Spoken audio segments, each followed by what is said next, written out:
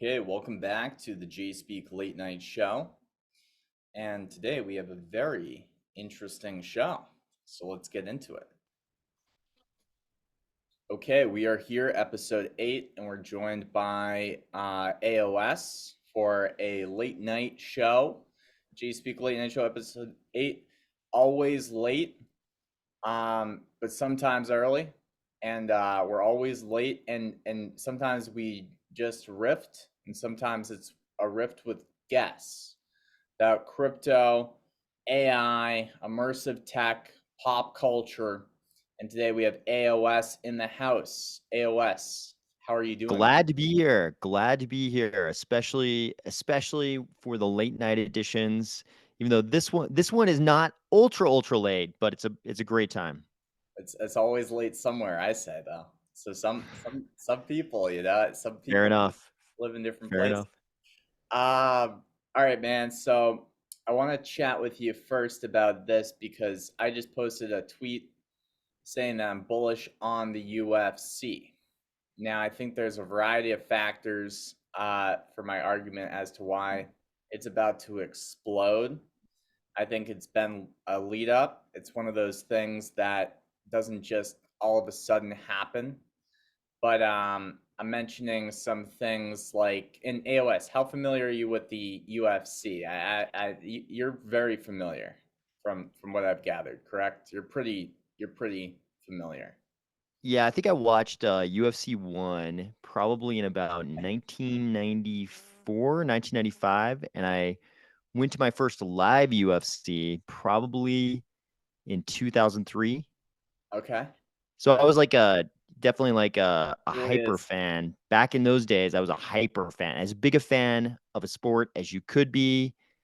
And n- I think I followed every single event involving every single fighter who was in every single UFC up to that point. Now I'm a lot less familiar now. I definitely don't know all the fighters. I don't know a lot of things going on, but definitely in the past, I've been a huge fan of mixed martial arts in general. Also, not just of the UFC, but also of um, events like Pride, the giant Pride events that we used to have in Japan. Big fan. Yeah, because I just think there's a variety of factors here. Now, some of the current guys that are fighting are, drawing just a lot of attention.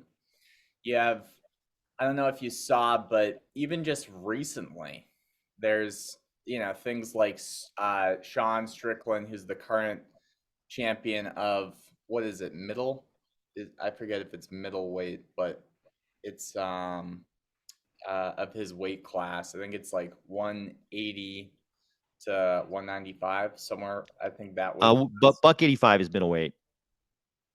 Middleweight. Okay. Yeah, middleweight's Buck 85. Yeah. Welter is 170. Light heavy is 205. Okay.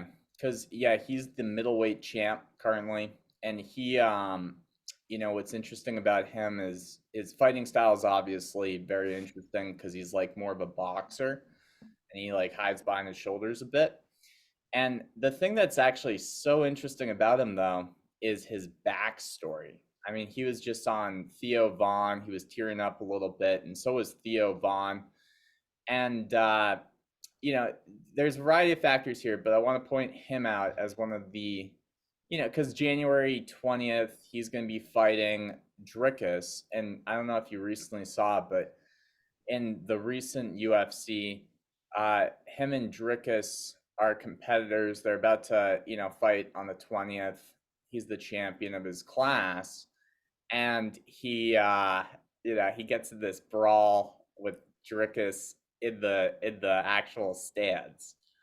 Um, so let me actually just pull up some stuff for you because there's a lot to go through here, and I want to actually give people a picture of why. So I believe the UFC is about to explode and grow because of how global it seems to be coming, because of the different characters that you have here. John Jones, who seems almost invincible from a strict fighting standpoint, as the heavyweight champ. You have trash talkers throughout the different classes that are, you can go on YouTube and watch, and it's very wrestling. It's like very WWE in its prime. It feels like right now you have a few guys that are just able to trash talk and have different personas that are, I think, developing a diverse and very large fan base. And then you have this heavyweight champ who's seemingly invincible, and you have Dana White, who also is kind of just, I just think he's drawing crowds from just outside the UFC, just going on to these huge podcasts. You have big podcasters, though, that are supporting the UFC, like Joe Rogan and Theo Vaughn, and Barstool does a lot of stuff. And, it's just this moment in time that feels like it's the most exciting thing in sports. I don't know if there's a more exciting sport right now for as many people as there are that are watching and getting into the UFC. But let's, do you have, what do you think about all that so far? And then I can show you some things that have recently, I think, Yeah. Yeah. affirmed So my there's a point. lot, there's a lot to unpack there. But I know that's like the most common phrase on any podcast ever. There's a lot to unpack there, but there is. So the first thing you mentioned, I think is one of the most interesting recent things I've seen. Just by chance, I did actually watch the Sean Strickland Israel Adesanya fight. One of the most amazing things was this is one of the first instances where we saw someone be super successful. I mean, really not just in the UFC, but in MMA in general with the Philly shell, right? Sean Strickland Play takes shuffle, yeah, yeah. this Philly shell stance, which is we all know very well from boxing, but we haven't seen a lot of at the very highest levels in MMA. Mm. And he does it very successfully against a very dynamic striker, right? Israel Yeah. Adesanya. So what people worry about with the Philly shell is your one hand is so low, right? Your one hand is so low, and you're just you're kind of using your shoulder and your stance to protect your jaw on that side. So people have always worried in the sort of kickboxing, Muay Thai, MMA world that Philly shell was unsuitable because you can't protect that side of your face enough, right? My work in boxing, but what about the high kick? Sean Strickland proved in that fight that at least in that fight he used it very successfully. That was kind of an interesting. We don't see. I mean, the history of mixed martial arts has been one of innovation in what we thought was true about combat sports. Clear back in the 90s with the debut of the UFC, all of a sudden, all these lies we were told about traditional martial arts were proved untrue, and combat sports was born. And so you don't expect, all these years later in 2023, you don't expect all of a sudden this new innovation to happen. Philly shell is not an innovation in combat sports, but I think at the very highest levels in the UFC, it is kind of an innovation. And that fight brought it to us. Well, it just looked like he was able to bat away all the kicks in that fight. It looked like he was just able to almost, I don't know, like, uh, and he's got a lot of domestic, stories of fighting. Like in his backstory, I was listening to Theo Vaughn's podcast with him, and it was really sad, to be honest. Like it was actually like heartbreaking to hear some of the things. But I'll tell you this though, it was almost like he was able to bat away all these kicks, because you saw the kicks. Like there were a lot of kicks in that fight that came at him, but he was just kind of like able to kind of, I don't know, just kind He of bat those he away. was he was very well prepared for that. Like Sean Strickland to me in that like it's been a I want to make it clear I did not prepare for this podcast whatsoever. Didn't rewatch anything. Like 5 minutes ago, I found out it was going to involve MMA. But I will say my recollection of that fight though is that Sean Strickland was very, very effective and obviously had prepared very, very well for the checking of kicks. Like checking kicks was not a problem for Sean Strickland in that fight, which is something we don't know of in combination with the Philly shell. Like when we think about the Philly shell, we think about, like we think about guys like Mayweather never getting hit, never getting hit at all. And we don't think about them combining that with very effective checking of kicks, Muay Thai style. Sean Strickland definitely synthesizing those two things at a level we haven't really seen before. I remember watching it and I was like, well, it seemed like he was, when the feints were coming, he was backing away enough, and that was kind of, also true with the kicks because he was able to kind of bat them away and back up, but he still was maintaining a lot of pressure. like he was forward that entire fight. Like he was just uh he was pushing. Yeah, he was kind of just like marching forward the entire fight, besides some feints where you would see him maybe, I guess check the kick and bat it away. But he also says on a funny side that he wants to be the champion that brings the bar of being a champion lower. So instead of being like, this politically correct champion that everybody loves, he wants to bring that bar as low as possible.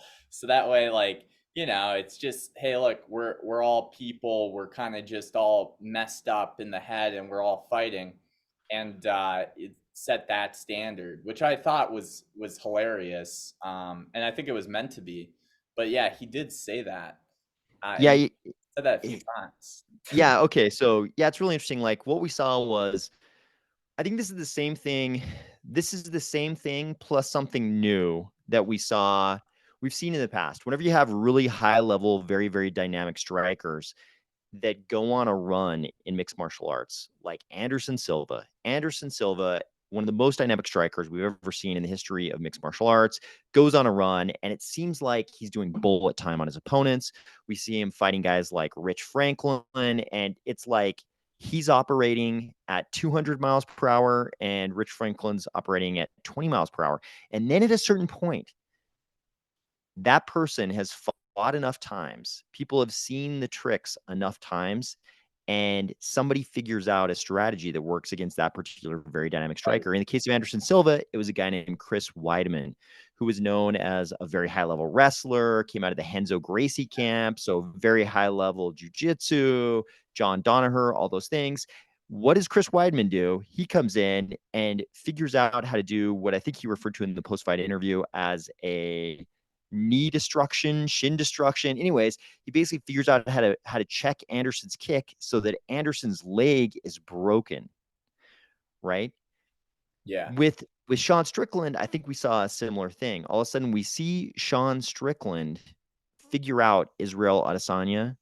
He figures out a good strategy that's going to work on his Israel Adesanya and lead to that kind of victory. But in addition to that, with Sean Strickland, we see a guy who's also doing the Conor McGregor thing. He's going to talk as much shit as possible about all his opponents, be as flamboyant and crazy as possible, say the most inflammatory things as possible, because he knows that there's a model there that results in the most compensation. We've seen many UFC fighters Well, do this back I in the day. Like Chael Sonnen is another example. He did it before Connor did it. Yeah, well, yeah. I mean, I think Connor changed the game, obviously, maybe more so, and made it more WWE like as a standard. I just think that like a guy like Kobe Covington would be a better comp, because with Sean Strickland, there is this there's this almost like there's a demon in him. Like there's a real backstory of I don't know, man. Like Joe Rogan has referred to him as, I mean, he's referred to himself as, kind of a sociopath, but when you watch him talk on some of these, even the one that he did with Joe Rogan, Sean Strickland's podcast with Joe Rogan, when you hear him talk on this podcast, I don't know, it feels a little bit less like Conor McGregor from the standpoint of being like cocky or confident, and more from the standpoint of being like, yo, I'm so messed up in the head, and here's why. Like, I have real receipts, and I want to almost bring the bar of being the champion just like lower. But yeah, Kobe Covington is another one of these guys. Dude, you know what? We're gonna have a lot to talk about, because I have a few things to show you on screen here. Can you see AOS? There's I a can see it. I can see it. This is gonna be Strickland and Dricus Duplessis. Yeah, Duplessis? yeah. So did you see this? Dricus? Them fighting this in the crowd yet? You know what? I've heard about it and I've read about it, but I've never seen it, so I'm very curious to watch it. Okay, okay. So I'm just gonna play with no volume. I just don't want to. But basically, what you're about to see here is they're very close next to each other in the seats. They're watching UFC 296, and Strickland's gonna, shoot Drickus for basically trolling him, provoking him in the background, and Drickus is gonna dodge it, and then what you're about to see is really fascinating because Sean Strickland is about to go up to the two people in front of Drickus, who is a child and a woman, and with a big smile on his face, just nicely, calmly say, "Hey, move to the side." And then you'll see that he's, gonna do something kind of crazy. Okay, let's see it. Let's see it. He's a wild dude. He's got that look. He's got that look in his eyes. You can tell he's about to do something wild. Well, you're about to. So watch as he calmly just says, "Hey, please move." He's To already, it's very, yeah, very he's already calculated in his head exactly how he's going to go about this. Here we go. So, then they get broken up and whatnot. And then Drickus puts out a statement after this saying, basically, no hard feelings. I completely understand. It's basically kind of like, we're fighters. This is what fighters do. Maybe there was a sense that Drickus was, I guess, just sort of provoking him. He knows it. And then, Sean is the kind of guy, he's proven in the past and told people in the past that, you know, he's gonna he's gonna he's gonna fight. Like he's gonna do something. So this moment though, I don't know if you've been paying attention, but is probably one of the most viral moments of the last like year, 2 years. Like just blew up, and it just Yeah. happened 2 weeks ago. And you have many of these moments coming from the UFC, which again is why I think the UFC will get larger, because these moments create so much engagement. And I do I like that Drickus and like put out that statement saying like, hey, don't worry, to the fans. Like no hard feelings. Like this is what we do. We have a fight coming up. I was kind of provoking him, but it's still crazy to see this sometimes, because this was like hockey back in the day. It's like you had people fight the fans sometimes that were hockey players, like the big bad Bruins in the 1980s. So, that was when hockey was probably at its peak popularity. So you do have this like craziness to it that I think is like a moth to like brings like people in like moths to the flame. Yeah, I mean it's so funny because there have been so many far worse fights, outside of the octagon in the UFC and in MMA in general than that. I mean, that one was so minor, but there's a totally different level of attention on MMA in the form of UFC these days than it was back in the day. I mean, there were crazy big fights where there were huge numbers of people storming the cage back in the day in various areas and never got much attention. This thing is so minor. Drika said, it's like, I mean, if you're sparring all the time, what that just happened there is like such a minor thing. I mean, that's not even like a I speed agree. bump, But you know and they're why? weak. The reason why I think it got so big though was because of things like this that exist today, which is you have a comedian who is, some would argue that Theo Vaughn has just kind of recently become as big as he is, like in the last couple of years, and now he's one of these podcasters and YouTubers and just people that is like a Joe Rogan, or very similar to a Joe Rogan. I still think Joe Rogan's bigger, but this podcast was after that, and they got to talk about it. So now you have fighters talking with these massive podcasters about it and telling their backstory. And in this, you saw this side of I think Sean that was sort of heart wrenching. You got to hear his backstory and whatnot, and I think that created the virality that we're maybe seeing. more so than the actual moment with Drickus. Because I do agree, like it wasn't he didn't bite his ear off, but in this he said that he was thinking about biting Drickus's ear off in that moment. Like he didn't do But anything too crazy, but he got to talk about it, he got to express it. So yeah, I mean, it's like they've figured out that the most valuable commodity as a combat sports professional athlete is what Gary Vaynerchuk has said all along for celebrities in general. That's attention.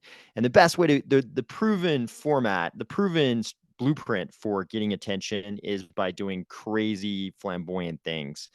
Chael Sonnen did this when he was walking around saying he was the American gangster and talking about how his opponents, you know, he had an opponent from Brazil one time, and he talked about how he told this like fictitious story about how the opponent saw a garbage truck and thought it was a dinosaur or something. It's like ridiculous and wouldn't even be palatable, in terms of political correctness, oh, outside of the combat sports world. well, But he knew that. And that's exactly why he said it. Exactly why Sean Strickland has this like faux fight in the stands with Drickus. And then on top of that, he also exposes this like very raw, probably, seemingly real part of himself that's very fragile. He's do like you doing a think very good job of creating this composite of the crazy guy who says outlandish things and gets in fights in the stands. And then it goes on podcasts and it's like, here's how messed up I am. Here's my raw, vulnerable self. It's a great archetype to do create you for attention. think it's not do you not think it's real? Or No, I think he's smart. I think just like Conor McGregor, just like Chael Sonnen didn't hate all of his opponents from Brazil. He didn't really think, the terrible things he said about his opponents. I mean, Chael Sonnen said things like, you know, I'm a Republican. That's why I could never pull guard. It's like he's saying stuff like that. They're all doing it for the same reason. They know they're going to make a lot more money if they're the flamboyant, outlandish character. I think everything he's saying about his background and the abuse with his dad, I think all of that is, it's I'm sure it's true if he says it's true. I don't have any reason to doubt that it's true, but I think he knows that coupling that with being the outlandish, crazy character, the Chael Sonnen, the Conor McGregor, but long ago, we had this a long time ago in the early days of the UFC. We had guys like Phil Baroni who were kind of these crazy characters. We've had these guys all along, and they know that it scores more attention, which means bigger contracts.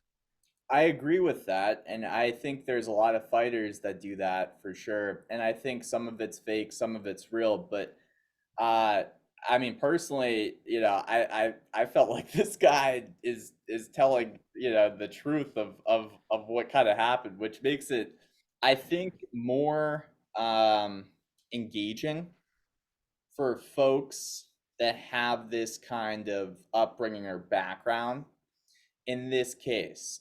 But you never know. That's the thing. It's super smart. Like if you've got something in your background like Sean Strickland does that's going to be startling to people, it makes sense if more attention means more money, it makes sense to put that out there. I mean, 100% agree. I, I, I, yeah. It's if you watch some of this stuff though, it's definitely heavy. So there's the warning for some of the viewers. Okay, man. Yeah. Because then you also have the energy of Joe Rogan. And I think that this has kind of always been there, but I don't know if if if it's sort of like, well, you have the history of Joe Rogan and then you have the continual support of Joe Rogan. And in this clip, it's, Joe Rogan basically um I don't know if you can. Let me actually play this for you. If you can hear this, let me know because this is a pretty interesting one involving kind of just some talk around John Jones, the character that is Kobe Covington, and then Joe Rogan. So I think this you may find this entertaining. But let's just kind of listen here. Gotta be careful. Watch your fucking words. Yeah. You're gonna get slapped in the face Yeah. by a guy who can kill you with his hands. That's a bad move. Joe Rogan has said that you should be careful saying stuff about John Jones in case you have to run into him.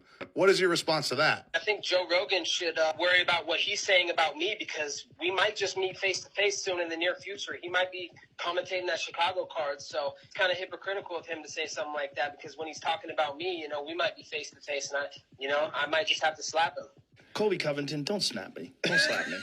I know you said you're gonna slap me. Don't slap me. Well, he's talking shit. Yeah. So have you seen this? Have you seen these kind of things? Yeah. Dude, this has been happening. Oh, sorry. We're getting a little echo. You got that going? Yeah. Let me do that real quick, because this has obviously been happening, but just for the context of what I'm probably going to be showing a little bit later around this character that is Kobe Covington, who I think right now is one of these, I would argue, just more,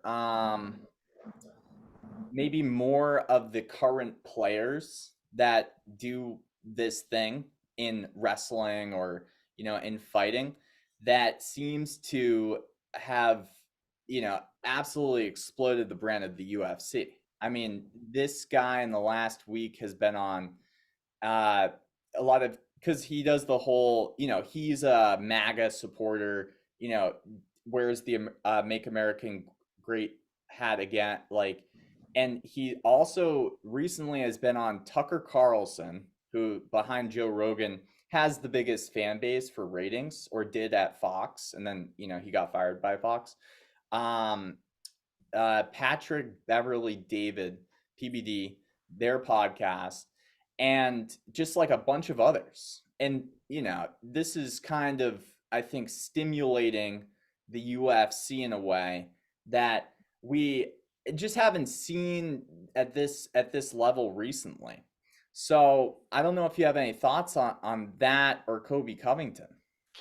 Yeah. So now the echo's gone. I think we're good. Yeah. So I mean the funny thing about Colby, so people making threats against UFC fighters making threats against Joe Rogan is something that goes all the way back to Joe Rogan's early involvement in the UFC when he first started being a personality on the UFC broadcast. We only knew him as the news radio guy. He was like a supporting character, a very small character on news radio, and that's all anybody knew about Joe Rogan.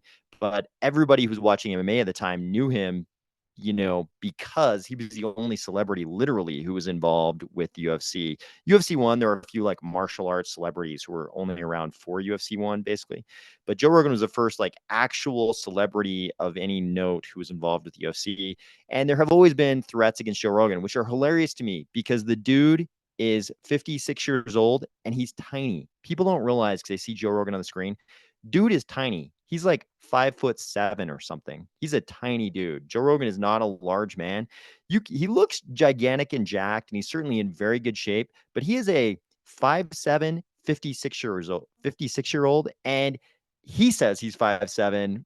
That may be a stretch. That may be his stretch height. He is not a large man. Joe Rogan's not a large man. So when I see young professional fighters challenging him, I'm like, this dude is 56 years old and he's not a large guy. It's super easy to make physical threats against Joe Rogan, but it's nothing new.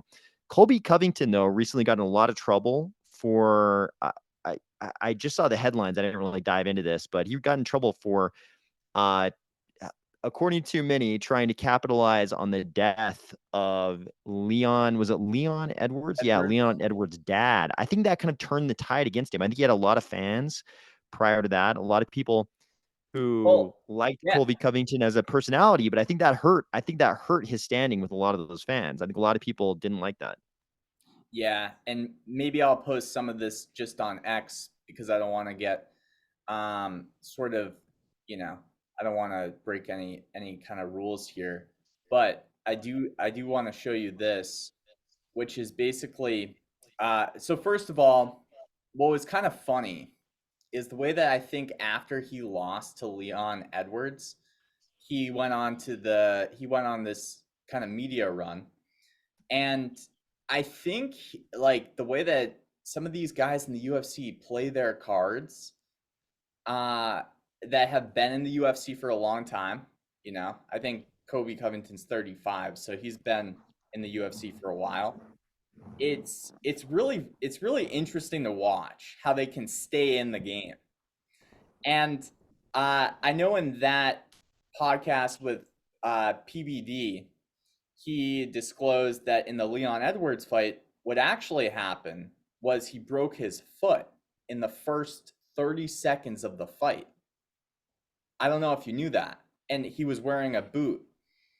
So if that's true, and he still fought Leon Edwards the way that he did, then it kind of makes more sense, because a lot of people were let down by the actual fight, not even just the comments. But, he doubled down on his stance against Leon Edwards' dad in that podcast too. So he's still kind of trash talking. And then here you get to see kind of his reaction to Sean.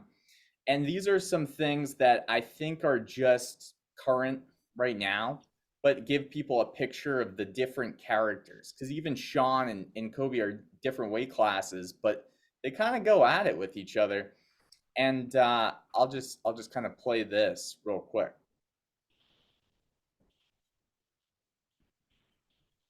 A lot of things to say about Sean Strickland. Sean Strickland obviously said a lot of things about you at the press conference the following day. He was in attendance. I'm curious if, say, he doesn't come out on top against Dricus, is that a fight you would be entertained at all, just considering the history of words between you two? Of course, he's been running his mouth, and nothing he say makes sense. Oh, Kobe goes to the cops. Bro, you called the cops just a couple weeks ago, dude, when there was someone at your front door, and then you pistol whipped him in the middle of the street. So I think he needs to worry about what he's got to get through with the justice system first before he even talks about fighting. That guy's a train wreck, dude. That guy's for sure going to do something stupid in the next couple of years, and we're all going to be talking in the media about this and that, about how bad decisions he makes. So of course I'd love to shut his mouth. There's a reason he couldn't cut it at 170. This is the toughest division in the UFC. Everybody knows that. Most people on planet Earth walk around this weight. So, if Sean wants to go, let's do it. That's an easy fight for me. Well, going off of what you said a little bit ago, did you hear that he had to be escorted out of the arena because he jumped at Dricus? I did not hear that, but I'm not surprised. That guy does not make very good decisions. And, he's a liability to the company. It's sad what he's done. I feel bad that the UFC has to deal with him as the champion. You just don't know what he's going to say next or what he's going to do and whose lives he's going to put at harm and risk. So that's embarrassing, dude. Like, you're at a professional event, dude. You're going to fight the guy in a couple months. What are you doing, man? Like, you're going to get your opportunity to do whatever you want to him. But, Dricus is class act, and, I got a lot of respect for him. I hope he knocks Sean unconscious. And this was right after he lost to Leon Edwards. And universally, it seems like universally, even his fans said he looked terrible. It's like, what I notice is that combat sports athletes will lash out in the most outlandish ways right after their worst performances. That's when you hear them say the stuff that gets them in the most trouble, when they have their worst performances. I don't think this part of the interview was necessarily an example of that, but the Leon Edwards father thing definitely was. It's like, the problem is, hold on one second.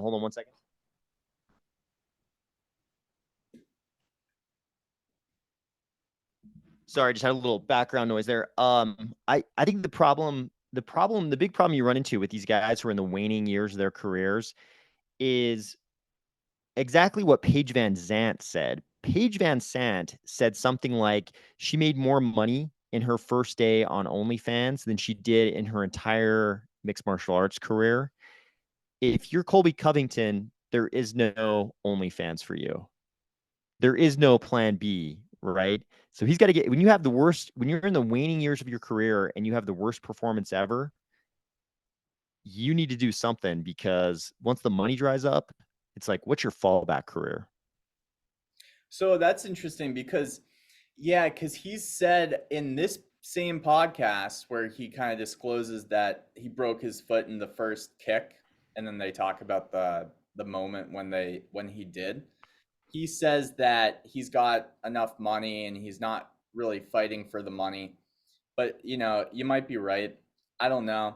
it is interesting because I think recently with, especially in this case, because Leon Edwards is the welterweight champion, um, uh, there's kind of like, well, a lot of people still want to see that rematch if it's true that he broke his foot, you know? So it sets up the next, but this is my whole thesis. It's like these guys are geniuses. Whether they're I do believe a lot of this is real. I do believe a lot of these guys that like kind of like Kobe Covington. I think he does believe like what his shtick is. Like I don't necessarily think it's maybe like a shtick sometimes. Like I think it's his actual beliefs, but I still think it's so smart from like the marketing standpoint, and it's just kind of one of the only sports where you see from Dana White the league saying, "Look, tell people your story, tell people like who you are.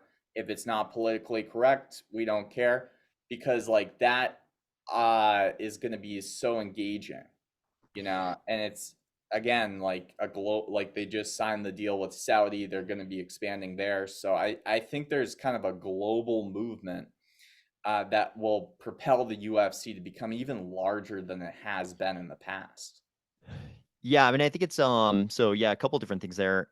It's an excellent narrative. When you have the worst performance of your career, arguably, you need some kind of a narrative to get that rematch. When you have a terrible performance, it's really hard to say I deserve a rematch unless there's some narrative. The narrative in this case being my foot was broke. But you know what? The whole point of combat sports is to defend yourself from injury. That is literally the goal of the sport, to inflict injury on your opponent, defend yourself from injury. So not breaking your foot is kind of one of the goals.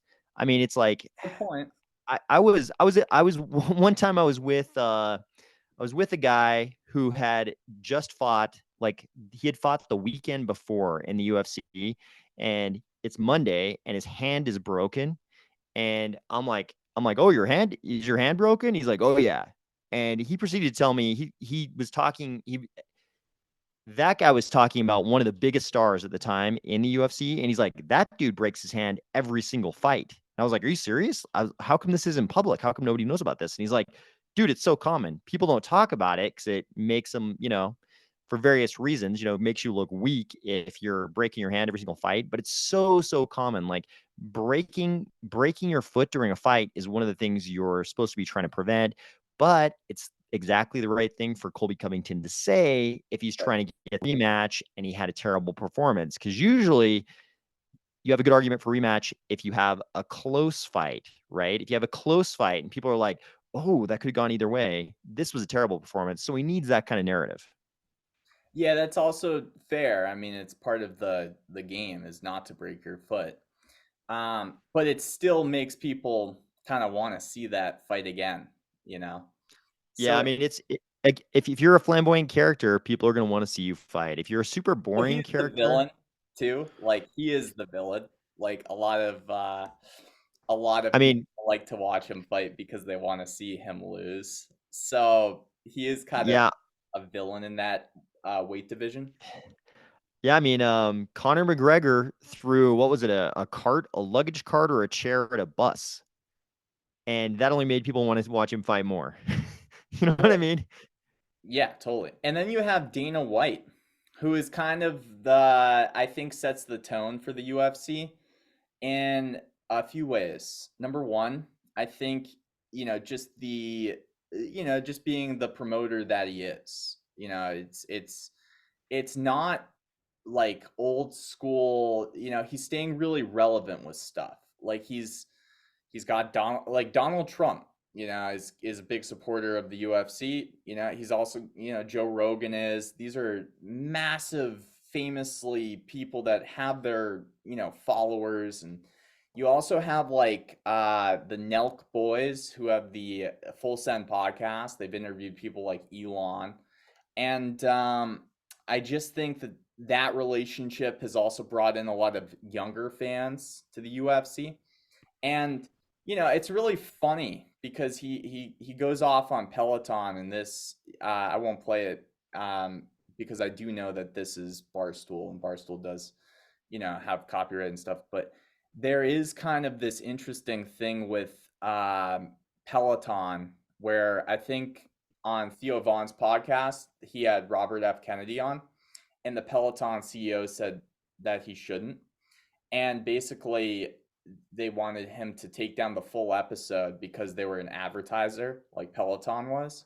So ever since that moment, Dana White has been kind of going off on the Peloton CEO, and he did it live in the Theo Von podcast, saying like things like, "Well, who wants a bike that goes nowhere anyways?" Like, and they threw out all of their Peloton bikes at that moment. They looked up the picture of this CEO. He kind of looked like Tim Cook. He made fun of him for looking like Tim Cook, just kind of being sort of someone that would ride a bike that goes nowhere. But this is all kind of the show, is my point too. It's like he's staying up to date with the things that are going. So that's a constant though, right? It's like that's always, that's been there, but it's nice that it's kind of coming into this counterculture audience and growing it globally, and with some younger podcasters too, or people that are really popular with the youth. Man, the story of Dana White is incredible. Just the overall like character arc of a Dana White. I mean, he's talked in the past on podcasts about the events that led him to be involved in the UFC. He's like, I'm going to get this wrong, so don't quote me on this, but he's like teaching, apparently like boxing aerobics classes in Boston. And he has some kind of a run in. Again, I could be getting this wrong, but it's years since I heard this. Boston. I know he's from Massachusetts. Yeah, so it's even crazier. He has like a run-in with some of Whitey Bulger's guys, having to do with his, boxing aerobics class. So he's like, that's enough for me. I'm out. So he flies back to Vegas, and I think he had gone to part of high school in Vegas or something, and he knew one of the Fertitta brothers. And so he goes there. He goes to the Fertitta brother, and somehow they decide that they should acquire the UFC. The UFC at the time, I believe they acquired the UFC from Semaphore Entertainment Group for only $1 million. Just like $1 million, they acquired the UFC. UFC had already been on pay-per-views, but it was during that era. They were either right in that era or about to go in that era when John McCain, who was a gigantic boxing fan, basically figured out how to ban the UFC from all television except pay-per-view. So, the future prospects of the UFC not looking good, but Fertitta brothers from he kind of famous casino family. Yeah. They've got money. Yeah, they've got money, $1 million, no problem, to buy this thing that, can tie into, the whole Vegas casino scene. The fights are going to happen in casinos, works out great. They buy it, they grow it from that, this very small pay-per-view only product, into what the UFC is today. Along the way, you mentioned Saudi Arabia. It's like the UFC has had a long history with the Arabian Peninsula, actually, because Sheikh Tahnoon of Abu Dhabi in the UAE, who was the founder of ADCC, which is like the biggest world event for Nogi grappling, which is the ground stuff you see in the UFC. Sheikh Tahnoon, I believe, gets UAE money involved in the UFC. He buys a big piece of the UFC, and him and Dana and one or more of the Fertittas go on this famous like helicopter boar hunting hunt in Morocco, and they strike the deal, so UAE buys a piece of the UFC. It's an incredible character arc. There will be a movie one day just about Dana White and the UFC, and it could be epic. Yeah, so that's interesting, because some of that I didn't know, but that's really interesting because yeah, I posted that tweet and some people are commenting some funny things, but about the UFC.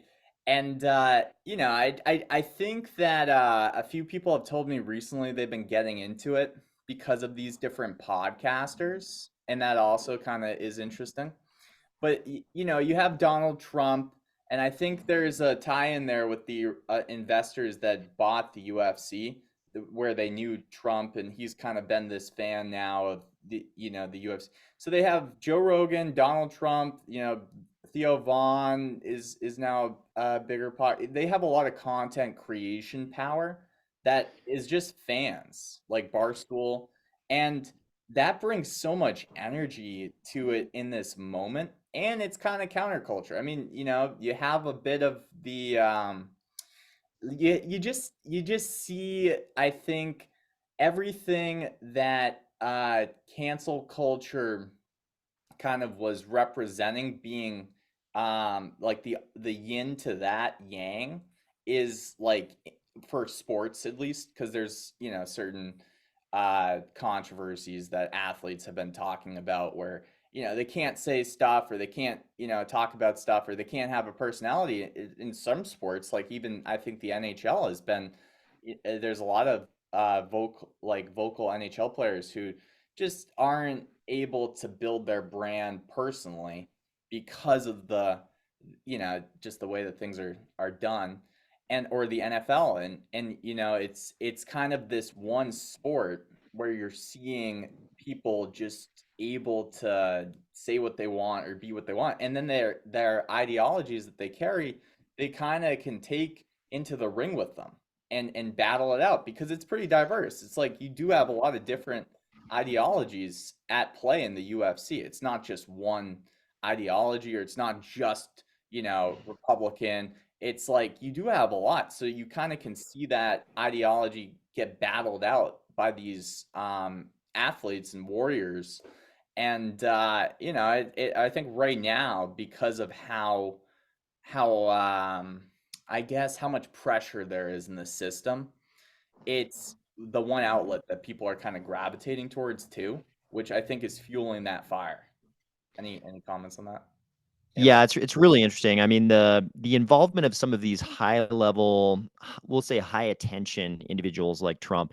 I mean, it makes perfect sense. Like, you go from the UFC, that Dana White Fertitta Brothers story I just told, to the involvement of some UAE money from Sheikh Tahnoon's involvement in combat sports, to William Morris Endeavor acquiring the UFC, becoming the new owner. And then all of a sudden you're on a national stage, because William Morris Endeavor, they've got all the connections to everything you'd ever want in media, entertainment, Hollywood, all those things.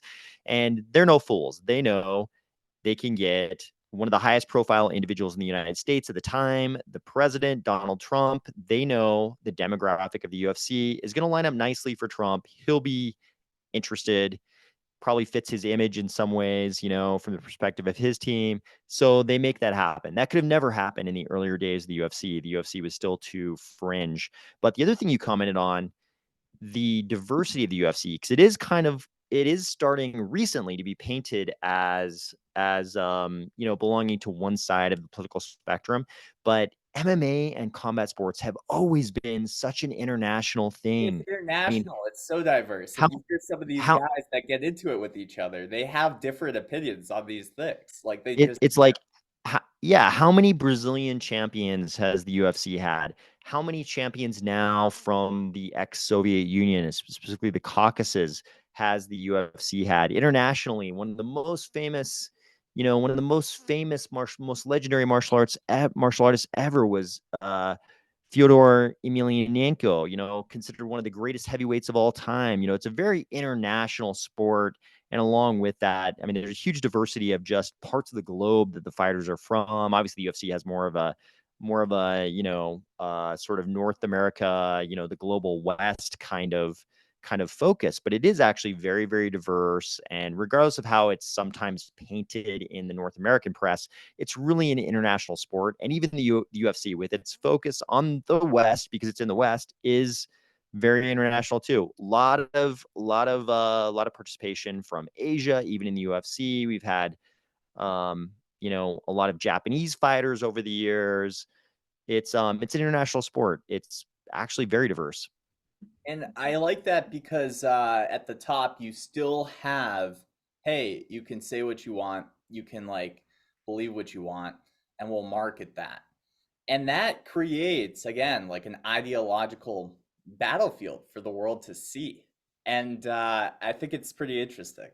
And I think the podcasters and just the modern day content creation, is going to and maybe I'm wrong, but I think that the UFC has not seen its best days yet.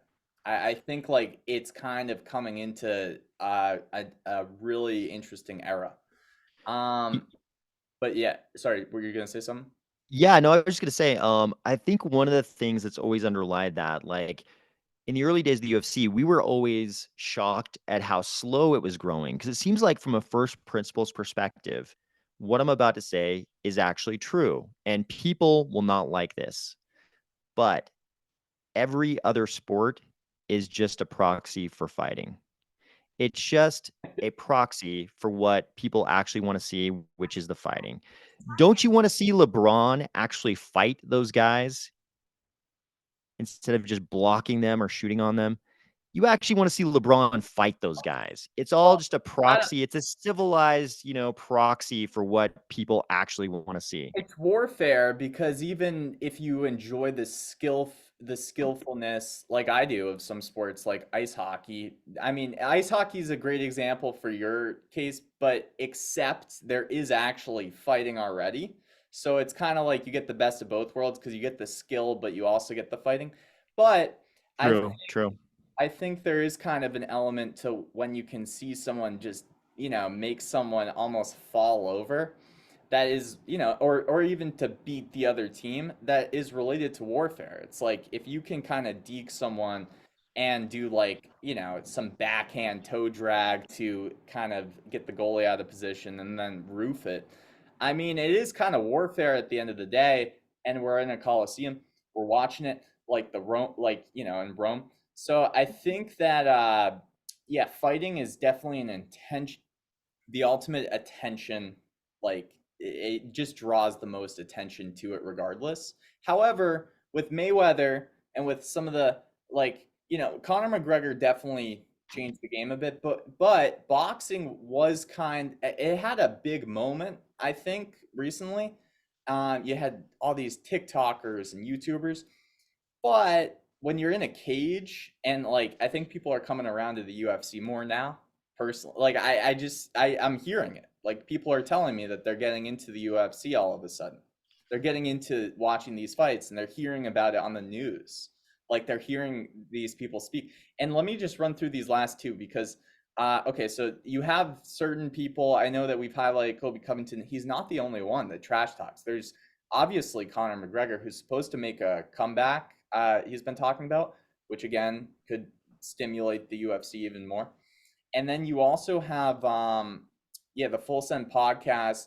It with him, but other UFC fighters are getting sponsored now. I know that the alcoholic beverage of the Full Send podcast has just sponsored this guy.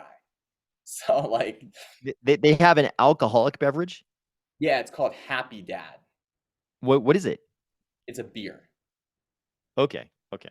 Yeah, it's pretty big now. It just like they just started over I mean, the Full Send podcast just got, massive over the last couple of years, but they started an alcohol beverage, it's called Happy Dad. That Happy Dad is now a proud sponsor of a UFC fighter, Kobe Covington. So, it's interesting.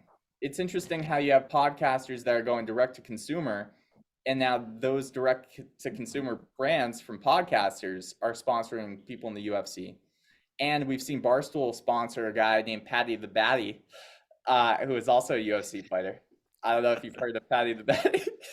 Yeah, his haircut is amazing. Oh yeah, Patty no, Pimblett's haircut is amazing. yeah. So I mean, shout out, and he's hilarious, dude. I mean, he's yelled at Instagram. He's called, I think, the people behind Instagram lizards. He wanted his Instagram account back because he was banned. But then Tucker Carlson again, with this same guy who's just a case study for this point that I'm trying to make, which is that I don't think the UFC has actually seen its best days yet. This was huge. There's just been a lot of huge things with some of these fighters, especially in the last couple of I think just like year, maybe 12, 18 months. And then what are your thoughts before we move on here on a guy like John Jones, who is only lost by, using an illegal elbow and has not lost otherwise. And he's the heavyweight champ. like setting kind of the tone. It feels like like it's nice to have a champion. I look at it like this. I'm trying to explain this, but for this moment that I think we're in, if the UFC is going to have this kind of like next moment as like, the most exciting thing in sports, what story would like be potentially better than having a champion that seems invincible? So I don't know, but any thoughts on John Jones? I know he's kind of Yeah, so John Jones is an interesting character, right? Like John Jones, if I remember correctly, he was only a D2 wrestler. I might be again, I might be screwing that up, but I believe he was only like a D2 wrestler from, is it upstate New York? I'm going way back in my memory here. So John Jones, though, he comes out. We know he's, going to have some wrestling skills. And then he ends up at Jackson's MMA in Albuquerque. And Jackson's is able to put out all of these fighters with such a complete game, going all the way back to Diego Sanchez, these guys, and nobody really understands really what they're doing down there. But we see some of the best fighters in the history of the UFC, most legendary, like George St. Pierre, even though he's in Montreal and he's training with Danaher in New York and Phil Nurse in New York, even he's going down to Jackson's because they're so good at putting everything together in MMA. And John Jones, arguably the greatest product of Jackson's, even though he got banned from the gym, and I don't know if he's back, but I believe he's still banned from Jackson. So he's training, kind of doing his own thing in Albuquerque. But you have this camp that puts out all Holly Holmes, many examples of great fighters out of Jackson's. But with John Jones, you get this incredible fighter in the ring who maybe, puts everything together better than anybody ever has. But then outside the ring, you get a lot of stuff that maybe doesn't help him, right? Like John Jones doesn't seem like car crash. didn't. But I mean, I like look, I get it, man, because like he was kind of praised. He was kind of like, and he said this himself and on Joe Rogan. He when Joe Rogan interviewed him after I think he got in a car crash and he was, I think he was drinking and he had some pot like in his car and he got in a car crash. Yep. Car crash was a pregnant woman. And Yep. he kind of had to go like it was a hit and run, so he kind of had to like go because he was afraid that the pot that he had in his car was going to get him in more trouble. Anyways, he said in that same podcast that he had a reality check at that moment, and that was, I don't think, too long ago. That might have been, what was it, 5 months? I could be wrong. It might have been longer. And in that sequence of events, though, I remember him talking about how he was sort of praised as an athlete. Typical story. Like, he's a great athlete. He's undefeated besides just one where he was using a illegal elbow. And he's the heavyweight champ of the UFC. And he's kind of been incredible. Like, he's had a lot of swagger. So he's probably been pretty popular with like the ladies and parties and stuff. And maybe it was just kind of, maturity. Yeah, I mean, it's like with John Jones, the problem is if he had come out right from the start and been like, I'm a bad dude, I do bad things, I'm going to have domestic battery cases, that's who I am, people would love to watch him even more. The problem was John Jones is Mr. I have a Bible verse tattooed on my body. And he very much sort of projected that image in the very early parts of his career. But then we started seeing, again, I might be messing this up, but I believe we saw the first thing was like a DUI. You start seeing DUIs, you're like, okay, they're fighters. Some of them are going to get DUIs. This is going to happen. Then you see the domestic battery stuff. Then you see the car accident with the pregnant woman. And I forget how the story goes, but it's something like he had the weed in the car, so he left the scene of the accident, all these things. So he definitely hasn't done himself any favors outside the ring. But as far as talent goes inside the ring, I mean, there are stories I think John Jones himself has told about partying up until a couple of days before the fight, like not even training. Why? Just to basically just to challenge himself, just to make it more challenging. It's legendary. No, I mean, he's a warrior. Like the heavyweight champ, I think needs to be that. Like it's the class that everyone wants to ultimately see someone undefeatable in. I mean, everybody wants the heavyweight champ to be indestructible. Like this, It's it's not just with the MMA. It's right. it's so true. I mean, even going back to Pride, going back maybe one of the most dominant runs we ever saw from a heavyweight champion in terms of just seeming so invincible was the person I mentioned before. Fedor, we call him Fedor in the West, but I think it's more like Fyodor Emelianenko, right? Buddy of Putin. This dude seemed so unstoppable. And he was doing weird stuff. Like he threw these like weird hooks, these weird Russian hooks, people called them. He, because of his Sambo background, he had unbelievable defense on the ground. He fought a fight with Minotauro, where he's in, I think, multiple fights where he's in Minotaur's guard the entire time, and he seemed unsubbable. Eventually, I think Verdum armbarred him at some point later in his career, but early on in his career seemed invincible. People revered Fedor. And John Jones, he would be at that same place, but there's always, and I don't think there's anybody who doesn't respect John Jones's performances in the ring, but they don't love him like they loved the silent assassin, Fedor, who never talked any shit, no problems. He looked like somebody's out of shape middle-aged dad. You know, he just went in and destroyed dudes. Well, John Jones is the opposite. Cinderella man. He had that Cinderella man factor. Theodore, because like with Cinderella man, you know, he's kind of just like he looks like the common man, but John Jones is like genetic masterpiece. He's an athlete. I mean, what has he got? 2 brothers in the NFL, I think. I'm probably messing that up, but I think he has 2 brothers in the NFL. Yeah, no, he's a beast. But I think though it's unpopular, I still think it's nice to have a heavyweight champ that seems kind of, and we haven't seen him get. I don't know if he's gotten into too much trouble in like many fights. Like I'd love to see someone beat him. Oh yeah, but it's kind of like that factor itself, I think, is an important thing. dude. That Cyril Gahn, yeah, like that Cyril Gahn fight. I mean, that was like some Tyson stuff. If you understood what was going on in that fight, it's like they tried to hype up Cyril Gahn before the fight, and everybody's like, "Are they joking? Who's pretending like Cyril Gahn is gonna win this fight, right?" And of course, it goes down exactly like everybody thinks. It's like John Jones. Did he break a sweat? Did the dude sweat at all for the fight? Yeah, no, everybody was probably thinking that. Okay, because now I'm gonna switch over to something else AOS besides UFC. But any other comments? Okay. What do you think? Do you think that I'm exaggerating? Do you think the UFC is gonna see some more shine? Like, do you feel that, or do you disagree? Like, what do you honestly think? Because you've been watching it longer than anybody, so maybe this is. I think it's a moment. It feels like a moment, maybe not 10 times like bigger it'll grow, but it feels like a moment. It feels like there's politics, there's the right characters in the UFC right now to really, you know, make it bigger or more populous.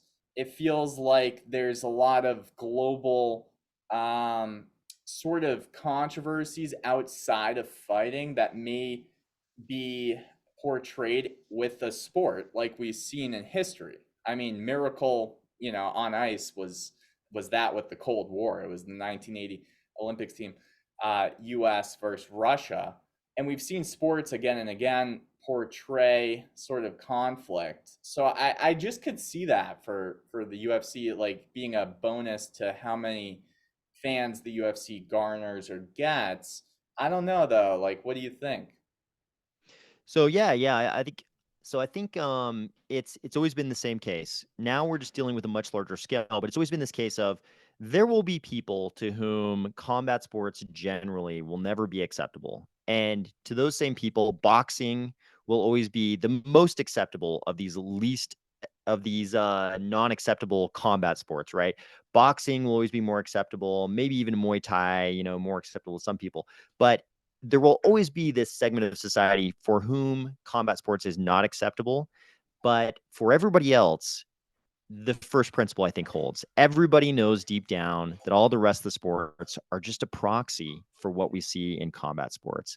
They're just pretending to do the thing that combat sports actually does. And how fast it grows from here is just a question of the bureaucracy of the powers that currently control the UFC.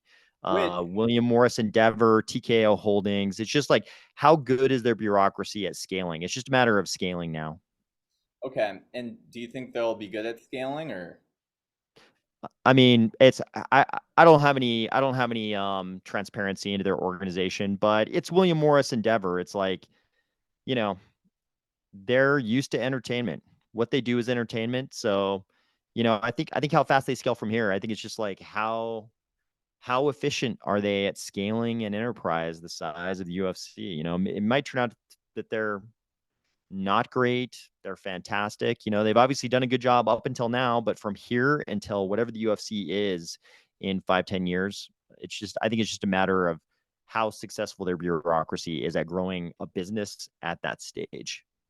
Yeah, because it feels like to me that there's a couple of things. There's counterculture that is just almost, there's a lot of pressure in society right now to kind of be counterculture, and there needs to be a place for that. I think that lends to the UFC's growth. I also see new things like D2C brands that are made by podcasters sponsoring UFC fighters. And that to me seems like an X factor on how these fighters can maybe how fighters in general maybe would be gravitate towards the UFC that traditionally wouldn't be. Maybe there's opportunities there. And I think again it comes back to the principles of Dana White, who's letting people say what they want to say, but also is a promoter. So there's kind of a trifecta, and then you have maybe a lot of global. I think you have some global conflicts, and you have the availability of UFC internationally that could create its best moment we've seen so far. So I guess we'll see. But yeah, there's kind of this other thing, man. So I'm gonna share the sound on this, and then I'll stop sharing it. Basically, this is a fun segment, AOS. I don't know if you use TikTok a lot. I bet I've gotten obsessed with a TikTok account recently, and it's kind of a 1-minute clip. Okay. And okay, are they CCP soft power agents? I'll tell you exactly what they are. It's a simulator for gaming, like not gaming, battles. Okay. So we just went from fighting. This is going to be for people into Mario, one that will work for them. But this account simulates battles with different IP. Okay. So here we're going to see 10 Bowser versus 1 million Toad. Do you know Toad? Do you know Bowser and Toad from Mario? I do, man. I definitely had an 8-bit Nintendo back in the day. So I think Toad wasn't around for that, but Toad, who I believe was added later, I'm also familiar with. So who do you think is gonna win? Who do you think should win? 10 Bowsers or 1 million Toad? I mean, what do you think? Just first principle. Man, having watched dudes, much more athletically powerful dudes get beat down by multiple opponents, it should be 1 million Toads, but we'll see how realistic their simulation is. Okay. So let me know if you can hear this. 1, 2, 3, 1, 2, 3. Can you hear that? It's Sia. It's Sia, right? Could you hear it? Sorry. The music is Sia, I think. Oh, okay. Yeah, I think so. I don't know what the song is, but you can hear it? Okay. Yeah. 1, 2, 3, 1, 2, 3, 3. 1, 2, 3, 1, 2, 3, 3. Going back to my loose count.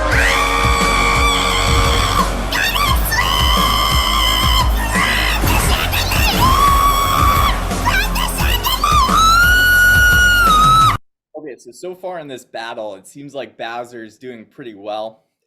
Much respect to all the fallen Toad. However, we'll see what kind of happens. Any commentary so far before we move on? Yeah, so okay, what's the presumption? What's the presumption as to Bowser's weapons and Toad's weapons? This was Is what Bowser yeah, so the way that this simulator works is the question, right? Because everybody wants to see superheroes versus other superheroes. I have a guy who's okay, so the CMO of Radix has blatantly, come out as an Iron Man guy. Definitely not a Batman guy. He says Batman is a billionaire that puts on a rubber suit made by someone he pays to go beat up people on the streets. Stark builds his own stuff and saves the world. There's plenty of cases where you see these disputes and you see polls and people rooting for Batman or Iron Man. And you see in this poll, Iron Man won. And having a simulator that could actually simulate the correct power, the correct speed, the correct abilities of these characters is, I think, why this TikTok account has kind of exploded. And just the different IP that they select, the different battle situations that they select, I just enjoy watching it sometimes. It's just like entertaining for me. I don't know how the simulator actually calculates the powers for each of these things, but I have seen some pretty interesting ones where they've done one with Iron Man, and Iron Man is using all these different powers. So it's not just like, okay, they're going to collide with each other and there's maybe a certain amount of stats that each one has. Like some of the simulations that I've seen have real technical skill. I just don't know if it's the best one yet. But I mean, this is kind of interesting because they've done like 1 million of Joe Biden versus like 10 Iron Mans. They've done like weird situations like that are kind of just fun to watch or like funny. And it's engaging. And yeah, the reliability of how powerful these different ones are from different universes of IP is going to always make it impossible probably to be correct. But it does bleed into the eliminating walled gardens with blockchain gaming narrative that we've seen so far. Is that kind of what you meant too when you were talking about how is this done sort of thing? Yeah, so the versions of this I've seen in the past have been like historical comparisons, right? It's like, 10,000 Spartans versus, 35 2023 tier 1 operators. I feel like with the superheroes versus superheroes, I feel like if this TikTok account has like 10 million followers, like 5 of those dudes have ever seen a woman naked. If this has what 10 million, if there are like 10 million dudes who watch the superhero versus superhero channel, like 5 out of those 10 million have ever seen a woman naked.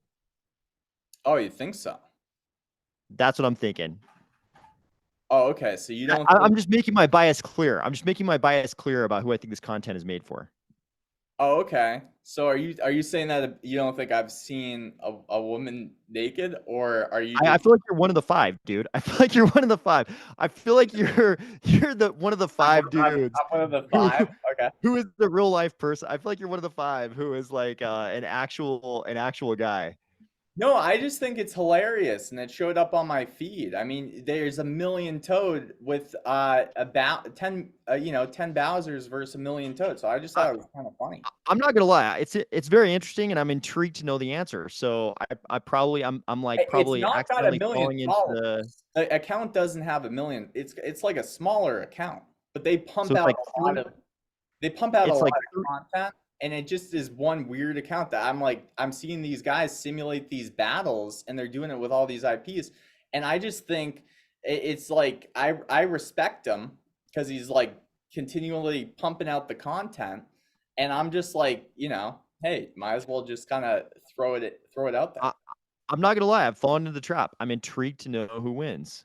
Well, are you gonna? Okay, so let me ask you: do you want to change who you think is going to win? No, I mean it's to me it's completely dependent on what their weapons are. Like if Bowser can start throwing fireballs, it changes things. But if he's just stomping And it's like, what is Toad doing? Can Toad like jump up on his head and use its teeth? Like, can it only jump on his head and use their feet? Like, these are the parameters I need to know to understand the simulation. Like, I'm afraid it's not declared. It's like not declared what the weapons of each side are. And I think that the weapons make the battle. No, I agree. And I think your take was hilarious, by the way. It's like, can Toad use pikes? If Toad can use pikes, it's gonna be the same as like infantry versus cavalry. Like with pikes, it's a very different battle, you know? Well, what about the fact that if Toad could even bite Bowser, would it even hurt him?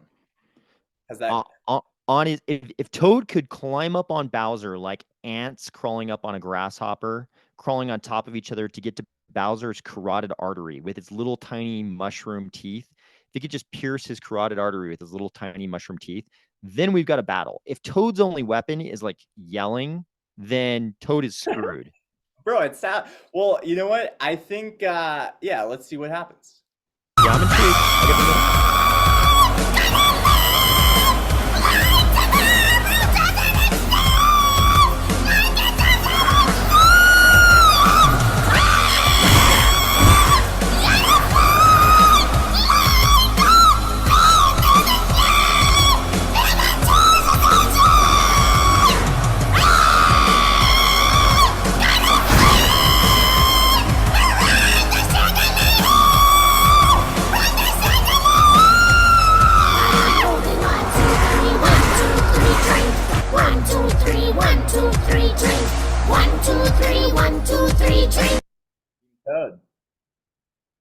Team Toad won.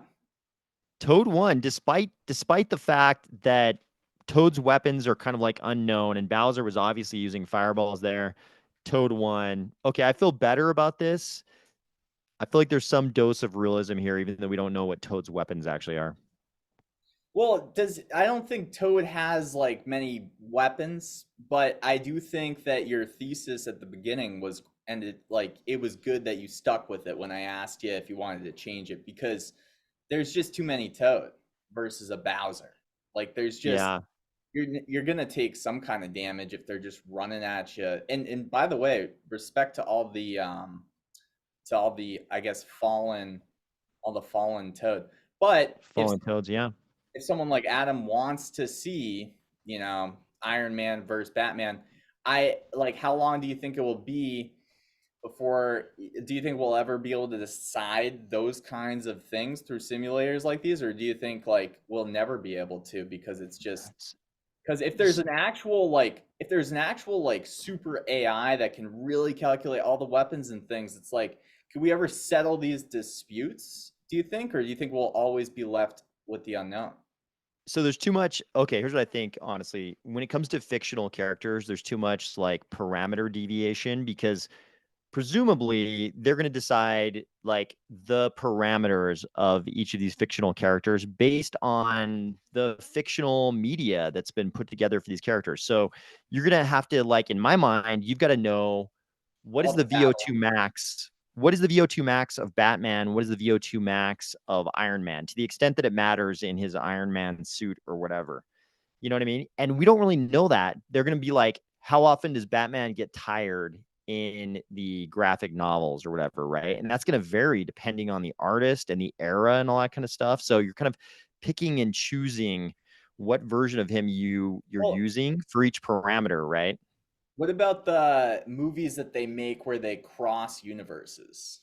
I think those are the only ones, because you can see people battle the same enemy, and then like how they do off of that could create some kind of potential for gauging a comp of, okay, because I think about different cartoons, like, you know, when they have Dragon Ball Z with like, you know, I don't know, One Piece or like Naruto, and they have the cross universe episodes that are specials. I think those will be the prime source of data, personally. That makes sense. But I mean, then it's like, okay, if you only have one example of, like, let's say you have a crossover with Batman I can't believe I'm even talking about this, but one crossover with like Batman fighting a certain character, and then you got another crossover with Iron Man fighting that certain character. Is it any longer a simulation, Or are you just abiding by what the artists of those particular crossover installments of that body of fiction thought? You know what I mean? Because maybe that artist, he, you know, had some kind of contrarian view of Batman as being some poor, weak bastard, you know, who's constantly getting his ass kicked. But a lot of the other artists for Batman are like, no, Batman's a badass. You know what I mean? If you just use the crossover episode because he happens to fight the same guy that Iron Man fights in some crossover, you're basically just abiding by that artist's, you know, conception of that character. So Yeah. So ultimately, what you're saying is to have a weighted, maybe, you know, for those crossover episodes might be a little bit weighted differently than other content available. So you could kind of like use it as a piece of data, but it might be weighted more or less because you have, you know, maybe a perspective where it is showing them in the same universe. Something like that. Here's what I really think, and some people might not like this, but here's what I really think. Everybody should just throw out all the superhero stuff, all the fictional character stuff, and think about the other version of this, right? Like, how about 100 Spartan soldiers versus 3 tier 1 operators from 2023? It's much more interesting, and we have many more real parameters. Yeah, no, they do a lot of that too. They do real, like, hey, here's a tank, like a special type of tank, and they, you know, it'll be named a certain way versus like, you know, so many Canadian cavalry. And you can see that real life simulation of these like things. I think we should do that on a societal level. We should throw out all the superhero stuff, all the fictional character stuff. I mean, it has its place and it can continue to exist in its own little niche, but we should move back to that era in the 80s and 90s when we had action movies with real characters who aren't fanciful, right? It's like we had like Lethal Weapon. We had cops. We had cops and robbers. We had Point Break, Lethal Weapon. We had Speed, even with Keanu Reeves. It was all believable stuff that could actually happen in the world. I think as a society, we should just throw out all the superhero stuff and go back to that era of realistic stuff. Okay, we should go back to realism, bro. Dude, I love your take, but let me ask you this because I want to know: are you saying that if the choice was, hey, AOS, what do you like more, Batman or Iron Man? Your take would be neither, or would you pick one? Who's better? My take would be Keanu Reeves in Speed, because here's why. There's an important reason why. It's not just because one is a cartoon and one is a real life human. It's because the second you focus on the superhero thing, what do you have? You have this question. Okay, why are they special? Why are they powerful? It's because it just fell into their lap. You become a superhero because you get bit by a spider, because you're born to an ultra rich family. You happen to just become powerful. But it's like the realistic action movies. It's like that cop is good at being a cop because he spent a lot of time on the range. He's really good at shooting his gun. He earned that. He earned his powers, right? It's not this, oh, you just happen to be the 1 out of a million person who got lucky, got bit by the radioactive spider. It's like, no, he's been boxing. He's been doing Muay Thai. He's been doing jujitsu for 20 years. That's why he's such a good fighter. John Wick. Why is John Wick so good at what he does? It's because he spent so much time on the range. He's earned his powers. There's a fundamental distinction. I think it's actually time for us to just get rid of the you just lucked out and were given all of your powers thing and move back to, no, you worked hard. What happened in the montage where the guy works hard? He gets his ass kicked in the training montage by his instructor for years and years and years. And that's how he earned his great, powerful abilities. We need to go back to that. It's a fundamental distinction. Well, that's the argument that a lot of Iron Man folks will make, is that Tony Stark is like, you know, more like an Elon, where he's just working really, you know, he's just building his own stuff. So I don't know if that would place you in the Iron Man, but I get what you're saying. Like I do. I'm saying John Wick over Iron Man and Batman, because it's John Wick isn't really realistic, but at least it's closer. It's closer. Right. Okay, I got you. All right. So this will be the last, I guess, segment that may be counter what you just said that we should do as society, but it has an AI component to it. So Okay. this has become a very just hear me out, AOS, before you drop off the call, please. This has become a very popular new anime, and it explores VR gaming. And in this world, it fast forwards to a point where you have certain things that you can do in gaming that you couldn't before. Okay. And a couple of concepts here that were really interesting to me, and this is the main character, this is kind of what he looks like, right? Is that you have what are called almost like unique areas that get open to a player for the first time, you know, and they're kind of like generative with AI NPCs, but instead of it, and it's like a big area that could be open to somebody. So what they have is this guy is a VR trash gamer, and then he like is the best VR trash gamer, you know, whatever. He just plays a lot of VR games and breaks them, and he's so good at them, and he loves playing them, yada yada. But then what ends up happening is he plays the biggest VR MMO in the future. When he goes into this world and plays this MMO, it's used by, you know, 30 or 80 million different people with VR. He plays it like he plays his trash games, and he runs into a concept called a unique sort of monster, where there's only like the spawn chance of a unique monster to run into it is like 0.0007. It's like super rare. And if you do, he got beat by it. But because of the certain equipment he had, the weapons that he had, when he got beat by that monster, it gave him a basically like it gave him like a curse, right? So like he could like never wear clothes in the VR game ever again, and that was going to be constant. But with that, it also unlocked what was called like a unique, you know, area. And in that unique area, he's the first player ever to go into that unique area, because there's so much procedural generation in the future and you can have these AIs. He's like going into an entire new city in an MMO that nobody else has been to. And he was now equipped with one of these AI NPCs. And then when he goes back into the real town, everybody notices it and is like, where the heck did you get that? Because so few players have run into that monster that is like the 0.007 spawn chance, and it's a legendary monster, so everybody knows about them, but nobody runs into them really. And when he did, he unlocked this whole unique area that only he was able to go to first. Now other people, if they go through, you know, meeting the monster, dying from it, and also having the same weapons, would probably be able to generate that same unique area. But I just think it foreshadows a lot of what we're going to see with the evolution of gaming.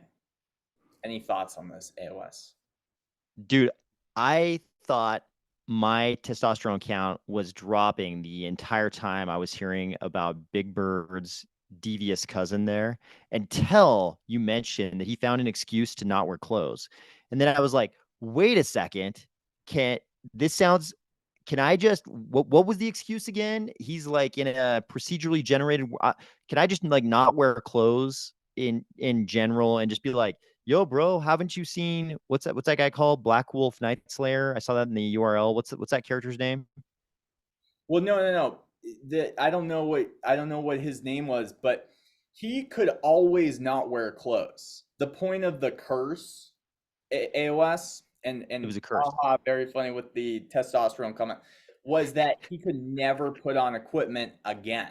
So now, bro, I'm gonna claim I have this curse. Tell me what this thing is called. What do I refer to? What kind of curse? What's this show called we're talking about? Well, I don't know what the monster's name was off the top of my head. It began with an L. No, what's the show called? What's the whole show? It's Shangri-La. Let me see. Oh, I saw it. Shangri-La Frontier, right? Shangri-La. I'm going to tell people, I'm sorry, I can't wear clothes. I have the Shangri-La Frontier curse. Well, And then that might be, that's all fine. the dudes who watch this show are going to be That like, would yeah, make he doesn't have to wear clothes. He doesn't have to wear clothes. He has I the Shangri-La curse. I think you're in with that whole group if you say that for sure. So, But what's okay, more important for me is, dude, this is going to be huge, bro. Like the ability to have unique weapons, unique experiences, unique areas open in games because of how fast you can actually populate them, and having a good design up top for some of these games to actually sort of have like, you have to do something though to unlock those unique areas. But if you do, you're the first person potentially to ever go in them, is something in MMOs we've never seen. I think this is great. I think this is great for maybe blockchain-based metaverses even, right? It's like if you can create these experience in a blockchain-based metaverse where somebody, whatever, follows a bunch of clues and the first person to get the end, this whole new area is unlocked for him and, 5 of his buddies that he designates or something. Or maybe everybody can get into it. If you happen to do this, you go and talk to the iron worker at the forge, and bring him a bunch of acorn, whatever the hell it is. Run into because dude, I agree 100%, because if you run into a one of these 7 legendary monsters, is the plot of the show. I'm just playing the plot of the show. Okay. And he was able to, fight it, and he basically died from it. But when he respawned, he unlocked this unique area. So the chance of running into one of those things is so low. You would get engagement. People would want to play the game to just find those monsters because it's so hard to find them. But once you do, if you die from it and it gives you a curse because you were like a good enough player, is the plot of the show, then he was the first person to ever unlock this unique area. And he can choose whether or not to tell other people, because the only people that know about like this trigger or this game loop that would unlock unique areas, him, because he's the first to do it. The thing that tipped people off, because he wasn't going to tell anybody, was a AI NPC, which, yeah, you're right, could be an NFT that's now given to the player or the player's account, follows him around in the metaverse or in like the public areas, and people are like, where the heck did he get that rabbit that's following him around? And that's when the plot of the show, he becomes viral because everyone's wondering, how did he get it? But he won't tell anybody because he doesn't want people to also be able to go in there. So he was the only one, and that's kind of some themes that are new. And he gets special training there. He's able to get special weapons there that nobody else in the game has. So now he has a competitive advantage, I think this could be great for kind of like the seasons concept in blockchain-based metaverses. Like maybe, it's like each quarter is a different season and there's a different unlockable area like that, and it's like if you happen to walk behind this waterfall, which never had anything behind it before, now all of a sudden it's Q1 2024, and behind the waterfall is a tunnel that leads to a whole. Speaking of Shangri-La, this is kind of the part of almost the plot of Lost Horizons, the book that spawned the term and concept of Shangri-La.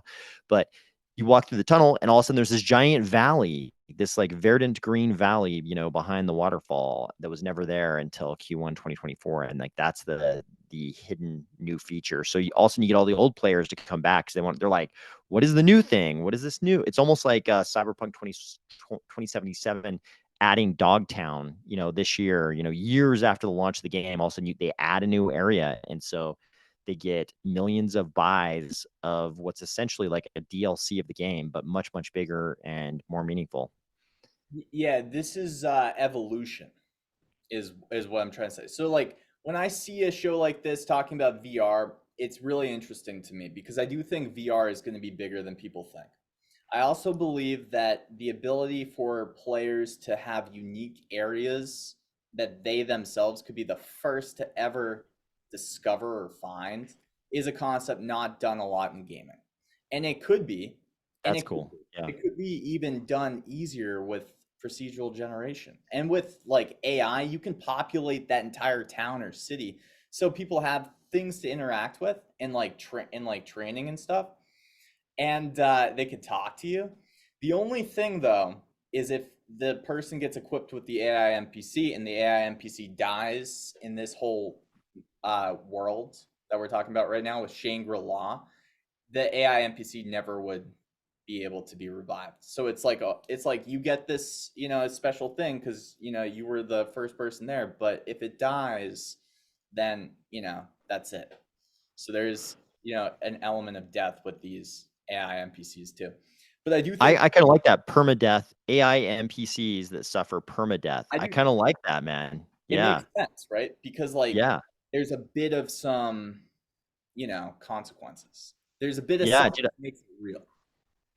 I think, man, I think all sort of like earned bonus reward type items like that, there should be some permadeath thing that's possible. It's like if it's a rabbit and you go in the water, you go in deep water with it for too long, it just dies forever. I think that makes it more fun, not less. I mean, it sucks if it happens to you, but the fact that things like that can happen, I think makes it more fun, not less.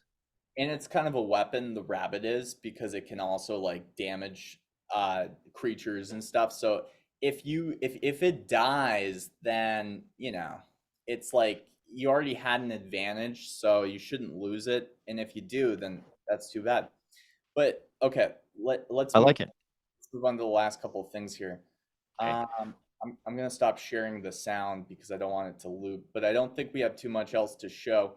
Okay, so have you seen this? Riley is demanding Babel fees for day 20 it is now, I guess.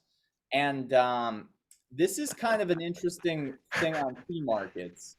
And I don't know your take because I've heard it before. I don't know if you I don't know if you agree or disagree, but I think his perspective is interesting. Have you been watching this? Have you been seeing So I saw this tweet. I haven't dived into this at all. I'm presuming what he's talking about with natural fee markets is the sort of built-in feature, I guess we'll call it, feature of Babel fees that each SPO would have to decide sort of what Cardano native tokens they're going to accept in lieu of ADA as a transaction fee, and maybe set their own price for those.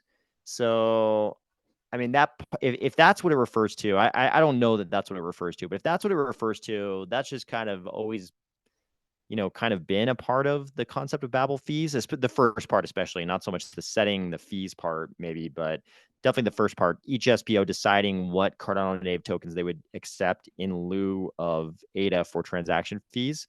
So that part's interesting.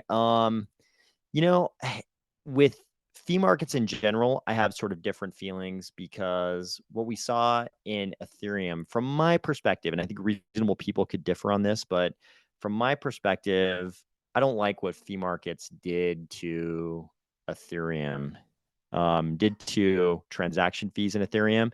So I'm not in favor of that. But when we get more nuanced and we talk about things like tiered pricing that even like IOG has suggested, things like that, I think tiered pricing and certain types of tiered pricing are more palatable to me. Something that looks more like an Ethereum style fee market is less palatable to me. But what about this though? Because I've seen a few blockchains go for the, hey, we're gonna have a flat fee. Like it's going to be in USD though. It's not gonna be in like something else. And the only argument there that spins off of those conversations is, hey, if we have a flat fee, it's a little chilly in here, man. I might have to grab a jacket, but I'm kind of getting chilly. But let me tell you this, because before I do, it sort of spins off into like the inflation of the US dollar being like the thing they have to watch out for. So if there was a flat fee of like, let's say 5 cents,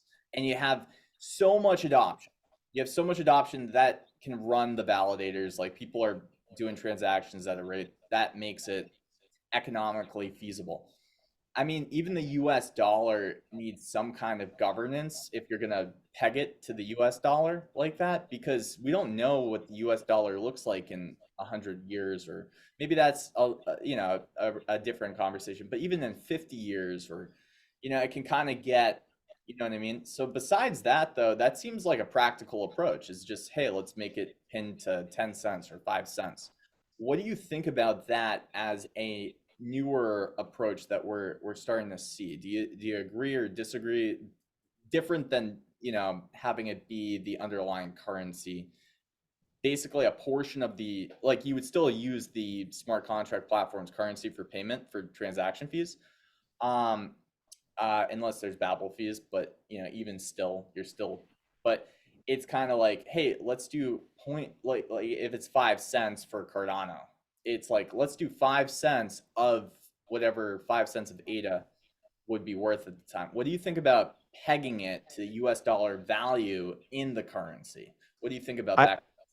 So I think the coldness you're feeling is the chilling effect that a fee market might have on user adoption of Cardano. But as far as using fiat currency for fiat denomination for the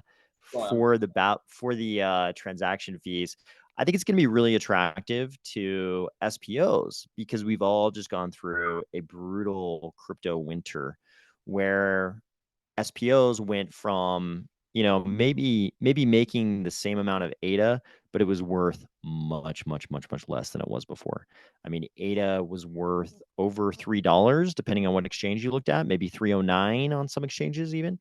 And it got down to being worth, 24 cents. These are very different economic pictures. And a lot of SPOs dropped off because it was no longer worth it to them to run their validators, which is not what we want. So I think those kinds of proposals would be very attractive to SPOs. Is it actually good? Do you really want to take away that use case for ADA? Because I mean, arguably, running the blockchain is paying fees on the blockchain is, a big use case of a cryptocurrency like ADA. So do you really want to take it away? At a certain scale, would it matter? Is where I've come to think about it, because I think as you're getting an ecosystem going, that use case is more important than if you have, let's say, I don't know, like tens of millions of transactions a day. If you have like so many transactions where the volume is like, well, if you're validating, it does still, at a certain point of scale, maybe it doesn't, maybe it's not as much of a use case, because you have so many users doing it anyways, that even at a smaller fee, if it's pegged to 5 cents. So I don't know, but those are some thoughts I've been thinking too. But yeah, I agree it is a use case. Yeah, I think you're right too. Scale matters. Scale matters in this. And if you've got a gigantic blockchain that has all kinds of dApps on it, all kinds of platforms, it's different than if it's the early days. You probably don't want to launch a blockchain and, necessarily, like, it would be a very different picture if Cardano had launched and they were like, oh, you don't pay the transaction fees in Cardano. You actually pay it in USDC or Tether or Ether, you know what I mean? That might have had a negative impact on the early growth of Cardano. But, once you have a bunch of dApps and things like that, definitely a different story. Whether or not it's good or bad, I don't know. I'm like you. I don't really know. Yeah. So regarding probably better for the SPOs, but sorry, keep going. Yeah, no, I'm glad you said that, because yeah, you're an SPO, or at least, and it's kind of just that perspective that I think you bring to the table that sometimes, and not all SPOs agree, I've noticed too. For sure. I like your breakdowns of where you come from though on these things, because a lot of these things, for example, this can be a bit of I think Riley's doing that thing of like, hey, let me say something kind of controversial here to get the attention, because we've just been talking about Babel fees for a while, where you can Babel fees are, what are Babel fees? Babel fees essentially is I can pay in any currency the transaction fees on Cardano. So I don't need to use ADA. I can use something else. But in the in the background of Babel fees is, again, where maybe the nuance lies and where he's demanding a fee market. Anything to add there, AOS? Yeah. Fee market is one of the biggest questions facing any blockchain. And I think reasonable people can differ, but I think you're right about everything you said. So let's see what else we got. Okay, so Riley again comes up on the Jspeak Late Night Show, episode 8, and AOS is here as our special guest. And the thing is about this, have you seen this? No, I haven't. Oh my gosh, dude. So this is something we've talked about for like almost years, honestly, like at least a year, Yeah. probably over a year. So let me just make sure that the sound is on real quick, and I will show you this because this is something that we have touched on before. So basically, this is an AI video. Now, the guy that's speaking is himself on this Twitter. So he made a complete video of himself talking. Let's see how good it is, because we've seen a few things like this and they haven't been that good, but we've seen more that's come out that's better. But here's where it's kind of at that made even Riley, somebody who is, you know, into AI quite a bit, go, holy shit. This is a completely fake video of me.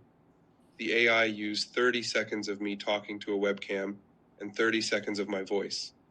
And now I have an avatar that I can make say anything. Don't trust your own eyes. This is okay.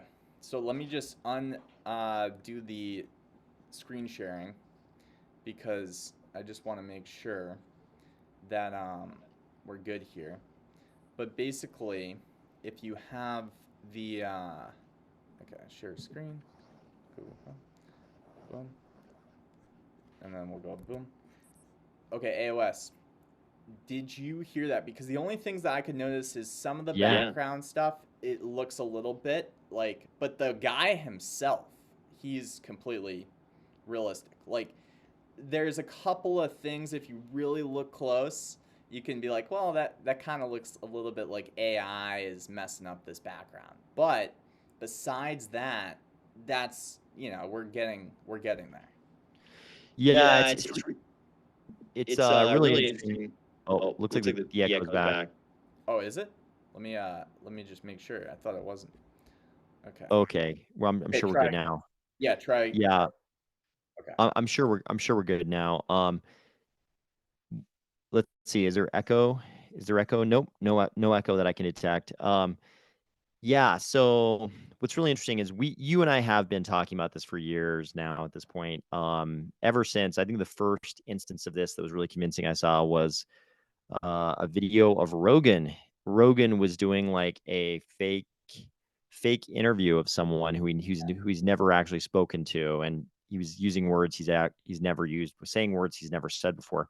And that was pretty convincing already. But, you know, at that point, we didn't know how available the software was that was actually producing that. And now I've seen a couple different examples of this, actually, of people doing the same things to themselves. It's kind of the fruition. The first time I saw somebody predict this really was Michael Crichton's book, Rising Sun, I think it was called, the one that was made into a Wesley Snipes, Sean Connery movie.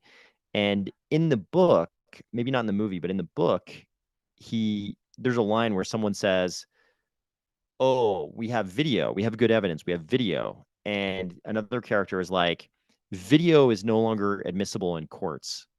And the guy's like, why? And he's like, it can be faked. And the other guy's like, what? And then the character clarifies. He's like, well, it's still admissible now, but soon it won't. And I forget if that book was published in like, you know, the early 90s, late 80s or something. And now we finally reached that point where you could conceivably have video in like a criminal trial, which was the context in that book. And the lawyers could debate whether or not it's completely AI created. And you'd actually have to have, you know, technical expert witnesses come in and testify as to the chances that it's AI created like this, but it's like we might be at that point where that has to happen with every single video we have someone actually creating actually perpetrating a crime. It really makes me think about how blockchain could be used for video, because you might have cameras that can, as they record certified proofs on the blockchain that are admissible in court in this post AI generative era. Like, there needs to be, I think, certain things that you can almost attest to the, you know, the truthfulness that it was taken IRL, like it was a video taken on a camera versus something that's made with AI.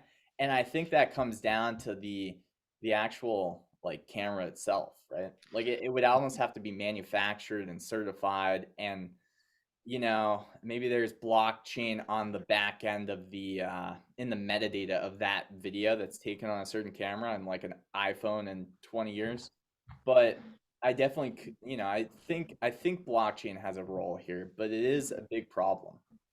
Yeah, it's like, I mean, I guess you just have the camera automatically signs a transaction, every 10 seconds with the video and the metadata, and the camera itself, signs a transaction cryptographically saying that that's the video it took over the last 5 seconds, something like that. The authenticity use case for blockchains is one of the kind of the oldest and most discussed use cases, right? Like it's like the Cardano Georgian wine authenticity use case. We talk about it all the time with supply chains.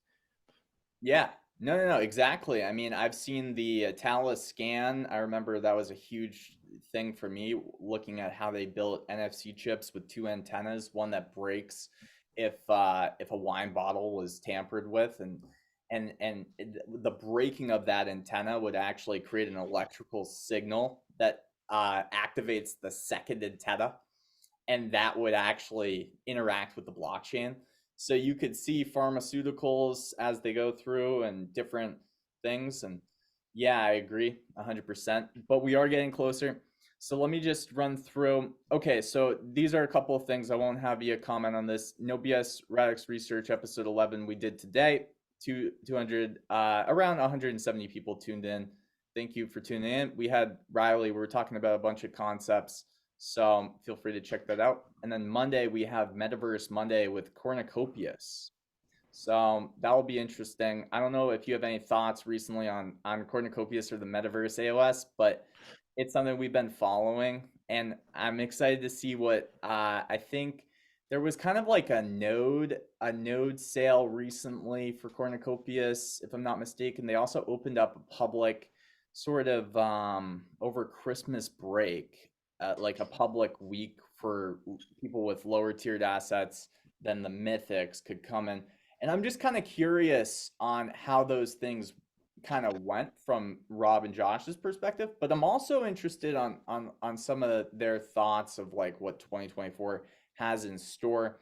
Rob, to his credit, was one of the first people ever to tell me. I think he was actually the first person ever to tell me about dynamic NFTs way long ago, before SIP68, before all that, before I even made a video on Chainlink's, Oracle updatable like dynamic NFT solution, which I still think is solving only a sliver of the problem for dynamic NFTs that something like SIP68 on Cardano solves. But it did get me down that rabbit hole, and he is kind of one of these guys that just sees things pretty early. The node sale itself was to support the game and have public, participation in running servers, which is again a very novel concept. I'm very interested to see.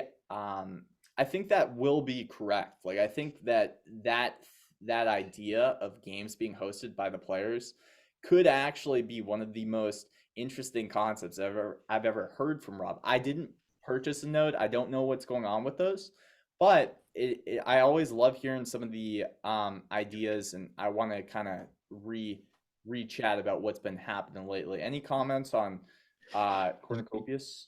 Yeah, no, I'll be interested to listen to that one, because I'm definitely likewise out of the loop on the whole node thing.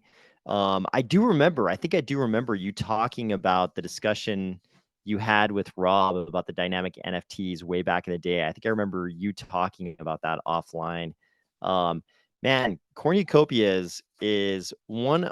I've always said it's like one of the most ambitious projects in Cardano, and the whole time I'm just like, man, I hope one of these metaverse projects delivers on making a virtual world that we actually want to hang out in. And Cornucopias has always been one of the most ambitious projects in Cardano, I think, like generally and definitely within the sort of Cardano metaverse space. I'll be really curious. I'll be really curious to see what 2024 brings, and I'll probably tune in to listen to this one just because I'd like to I'll like to hear. Yeah, no, totally. Okay, what's this? Okay, so this was a Pavia. I was notified by Green Tools NYC. Shout out to Green Tools NYC for letting me know this before even Tap Tools, showed this or anybody showed this.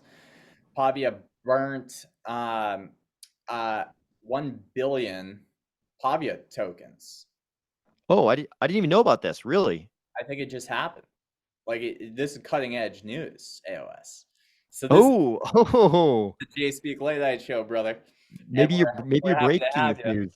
But you could kind of, I don't know if I don't know what to think about this yet because this is really new. Like this just happened. So yeah, it's interesting though, right? Because burning tokens, the one thing that I'll say about Pavia is they never sold their token.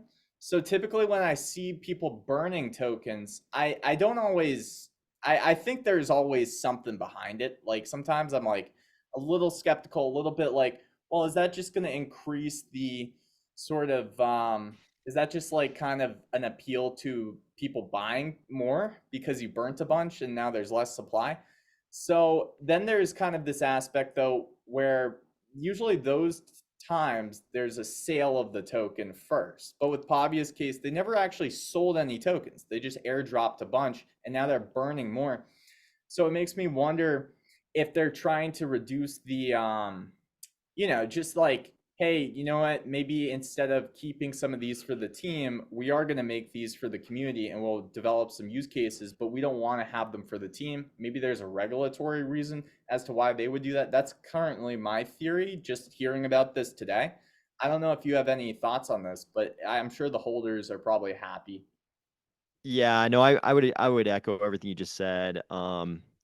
Especially them burning them to avoid any regulatory problems. Obviously Pavia has always seemed to me like one of the most regulatorily conscious projects, probably because of at least one legal professional being involved at the very top of the organization, if I remember correctly.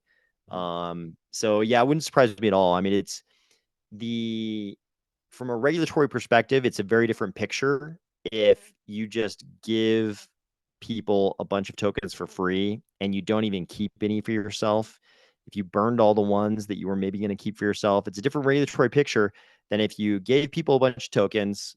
The tokens maybe, and I'm not saying this applies to Pavia, but the tokens maybe getting hyped in some way, and then you go and you sell your own tokens on secondary. That's a very different picture than if you just gave people a bunch of tokens and you never owned any yourself. So yeah, I would echo everything you said. And yeah, Morgan has been tweeting like for months about his kind of I guess just, like regulatory things. Like he's been tweeting about the UK and their stance on things, and he's met with members of parliament. And it's one of the reasons why I think they never sold tokens in the first place is he's extra vigilant as somebody that has that like legal background. And maybe I don't want to scare other projects that have sold a token, but I always like that extra carefulness because I think that in crypto, if one thing does earn my respect, it's kind of like time in the market. Because I think to actually be around for a while, you have to think a lot of chess moves ahead. And one of those areas where you got to think ahead is not just the architecture that you're building, but also the regulatory landscape. And to be extra cautious, I do enjoy.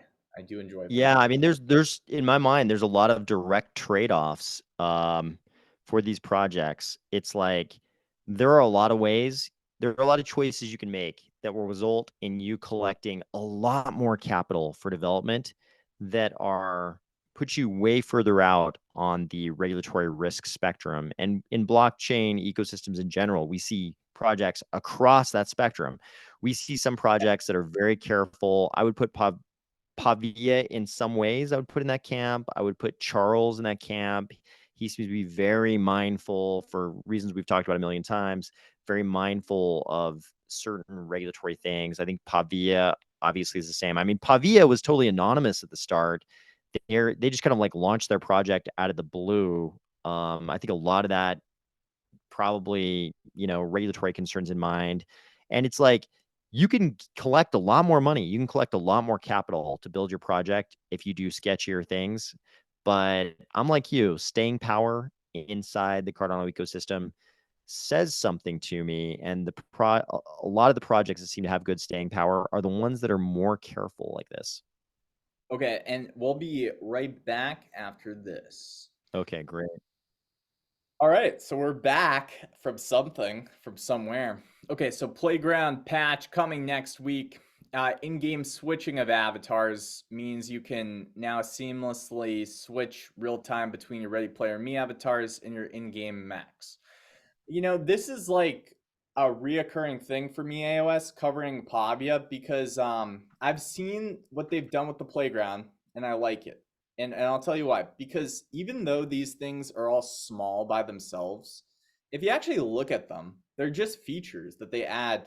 And if it's kind of nice to see, because I've used the Playground. I've gone in there with people. I can talk with them. I can talk with 6 people at a time, 8 people at a time, as many people at a time as you really want. Is it audio? There's audio. Oh yeah, awesome. it's been out for like a year. It's like okay.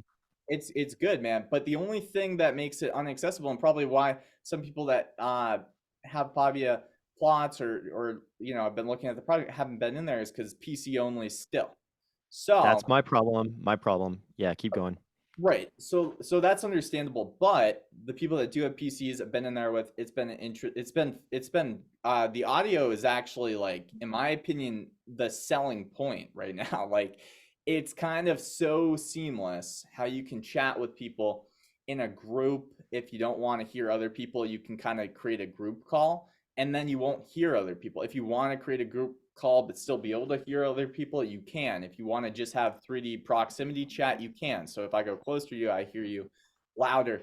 This gives them the ability to have a lot of people in there at once, but still have it feel normal. Like, you could have 1,000 people in the same place, but it depends who you're closest to for who you're going to hear. So anyways, man, the only point that I'm trying to make is I'm glad to see that they're continually putting some updates. This is an easy one, but if you've been in the Playground, then you'll know that it's a little bit annoying that you have to start the experience with a certain avatar, and you can't change it in the middle of the actual experience. You have to almost re-log in. So this just makes it easier for people to switch from their Ready Player Me to their Mac, or vice versa. That's all this update is. But it's nice to see that they keep putting up little features and updates. Dude, I love to see the updates from Pavia. Like I said before, I'm just hoping one of these Cardano Metaverse projects produces a virtual world that we actually want to hang out in. So whenever I see updates from any of them, I'm super stoked. And I've seen a lot from Pavia, Cornucopias, so makes me stoked. 100%. So this was interesting. So okay, so we have Sabina, and then we have Lena. So I follow the Clay Nation, and I've been following them for a while. This is just another little, I guess, like, fundamental thing. There's some kind of looking forward to involving some of the community in our plans this month. I'm not sure what their plans are, but you have Sabina saying with a picture with Lena, "Good morning, doesn't it feel great? We are only in week 1 of Jan, and already me and Luniverse are working away on our collab. So for the Clays out there, the Clay Nation, I don't know what this is, but I think the community will be involved this month. That's the quick thing. I don't know if you have anything to add there. Yeah, I'm really curious to see how anything PFP NFT based does this cycle. I'm super curious to see how it does. Okay. Yeah, because Clay Nation has a lot of different things besides just being PFP. So I gotta throw that in there. No, I agree. Like they you're coming from. also obviously they've got the music stuff going on, they've got their giant metaverse going on, but I'm curious because they are, at their genesis, they were PFP NFT. And I'm so curious to see how anything having anything to do with PFP NFTs does this cycle. Got it. All right. So this was kind of a extension of something that I used to talk about a lot, AOS, which is, okay, there's this, I don't know the full story yet. This just kind of hit my radar recently. Captain from Cardano let me know this. And it was basically a message saying, hey, Abstract Potato, who's a developer, and I've talked to Abstract before, actually on my YouTube channel. And, he's a developer that seems to know what he's doing. Like he just does. He's got a decent reputation in Cardano. And I was told that he's combined proof of work with proof of stake in kind of like an NFT format. Now I'll explain, because I had this idea. In fact, when Fortuna first was invented by the guys behind Icon, more importantly, I guess, or mostly by Casey, I believe, he basically recrafted and recreated Bitcoin on Cardano, and it's called Fortuna. And you can now mine Bitcoin, or excuse me, you can mine Fortuna, and you can actually get a block, and you can actually see that it gets sent to your Cardano wallet. Each block of Fortuna, or the token is Tuna, identical to Bitcoin. Difficulty, Merkle tree, every single thing about Fortuna is identical to Bitcoin. The way they launched this was really cool. It was at a conference. It was Rare Evo. They just had a bunch of Cardano kind of developers in the same room. They did a fair launch. They said, hey, everybody, you can start mining this at the same time as us. We're not going to, have it. We just want to show that we can build Bitcoin on Cardano. Where I started to mine Fortuna and I got my first block was like a week after that. So already the difficulty adjusted, and you had, it was harder to get blocks. And then after that, you had people building their own miners on GitHub that you had to download, and it just got too much for me. What was more important for me to see is that you could actually have a Cardano native asset that was like basically being distributed through proof of work on Cardano, because I came up with this idea, AOS, that you could do this for NFTs. And I told Lucas, and I think I told Casey right after, or one of them first, and they were like, and I asked them, I was like, hey, could you also see, like, hey, you could have a 10K collection just as a proof of concept. Not saying that this would be my favorite example. I was more so thinking about mining, gaming assets that are weapons, and it getting harder over time. The more that it got mined, it being halved over time, like again and again. And you could basically mine an NFT, and then as each halvening were to happen, each NFT that got like released had a higher difficulty. So that was my whole, idea. And I asked them if that was possible. They said yes. I talked about it on YouTube. I told a bunch of people. And then I had Captain from Cardano tell me that someone's doing something like this, which I was hoping to see. I don't know if this was inspired by Fortuna, though. I know my idea absolutely was, because I only saw it possible through the way that these guys were doing Fortuna, which was, distributing this token, this tuna, like Bitcoin absolutely just replicated, but on Cardano as a native asset. So this was a pretty cool one for me. I don't know too much more about abstract potato. I'm gonna look into it, but I figured I'd mention it because I just heard about it. Any comments on these kinds of things, AOS?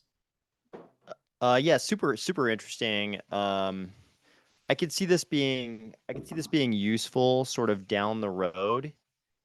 And like my sort of interest wheelhouse would be more in non-PFP NFTs being mined, in air quotes, being mined this way. That could be a super interesting way to distribute, Yeah. like functional NFTs. Yeah, I agree. I mean, I'm only on board with the functional ones, but it's just an easier, I think, way to describe it where you're like, well, you have the images already and you have a 10K and maybe, people can mine them and that's how they get them. And there's no sale of them. They just got to mine it. So you could create an entire proof of work thing. I don't know how early Abstract's thing is or if I think it's closer to the second conclusion that I came to, which is, if you have inflation of assets in games like we're seeing, how do you mitigate that? Well, you can mitigate that by making it more and more difficult for assets to be found in games. You can mitigate that by maybe over time making it more difficult for games to actually generate those assets. And I think one way to do that is to use almost proof of work with an algorithm that accounts for active player bases and other metrics that could actually be very autonomous in its effect. And I think about this stuff and I get so excited, but it has to be functional NFTs. It's got to be something that is a bit more exciting than a PFP. I completely agree. I just use that as like an example. Yeah, totally. Yeah, no, I get that. It does make me think about useful proof of work kind of concepts. Like, obviously in Bitcoin, like you're validating the block so that you're solving for a nonce under the difficulty and validating the block. So there's that use for your. I mean, I guess I can't even say that because you're solving for the nonce just to be the maker, the validator of that block. So it's not even useful in that sense. But I wonder if there's some way. To make the work being done to mine the NFT more useful than I agree. just acquiring an NFT. But what people are kind of talking about though is using that for Bitcoin's case, using that kind of as an oracle, using it as an oracle for I think just randomness is what I've heard people talk about. Yeah. For example, Fortuna.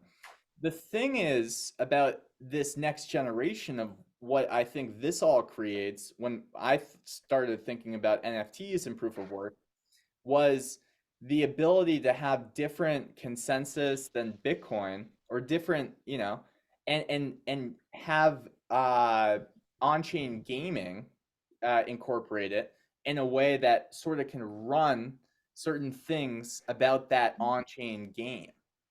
And I think we're so damn early, but just the combination of a proof of stake blockchain with proof of stake assets and then proof of work for minting an asset is something I'm super bullish on. I'm so bullish on it. I just think that it depends on if people actually do it and like figure out like some cool things, and if it how long we have till it matures is my opinion. But yeah, I like that. I like that. Doing some work that'll actually be useful in the game. I should clarify. I said solving for the nonce earlier, and I know people do use that terminology, but it's kind of inaccurate to say it that way. What I should have said is, just like hashing for the nonce, because really in the Bitcoin context, you're just trying random nonces until you get to, something under the difficulty level. So I shouldn't have said solving, but I like what you're talking about. Doing work that will actually do something in the game. That sounds great. And you know what it works for? On-chain games, baby. And this is like, again, the battle I have on Twitter sometimes because I get into it with the folks. I don't really get into it. I'm kind of overplaying it. I just kind of smirk when I hear people tell me that, oh, it doesn't matter. Native assets don't matter, Jay, because everything's going to be off chain for games. And I'm like, well, I don't know yet. I don't know if that's going to be true. I'm not saying it won't be. I'm saying I believe in both directions. I think that on-chain gaming has such huge potential. Like it really does. And native assets and dynamic NFTs that are on-chain have massive potential. At the same time, I get that token gating is going to be the primary use, where you're just kind of token gating some kind of content that's off chain. I still think though there's things like this that get me kind of I don't know, just like affirm that there's still something to explore with on-chain gaming, because you can imagine there's some territory unexplored still. Yeah, that's how I feel. I'm optimistic too. We're gonna find new cool features and use cases for blockchain gaming generally, but specifically on-chain gaming. Like I agree. I still think we're gonna find stuff that's not just a novelty, but actually makes games in the blockchain context make sense. Like it's actually useful for it to be on the blockchain. Most of the people I get into it with though on Twitter like aren't even around anymore, bro.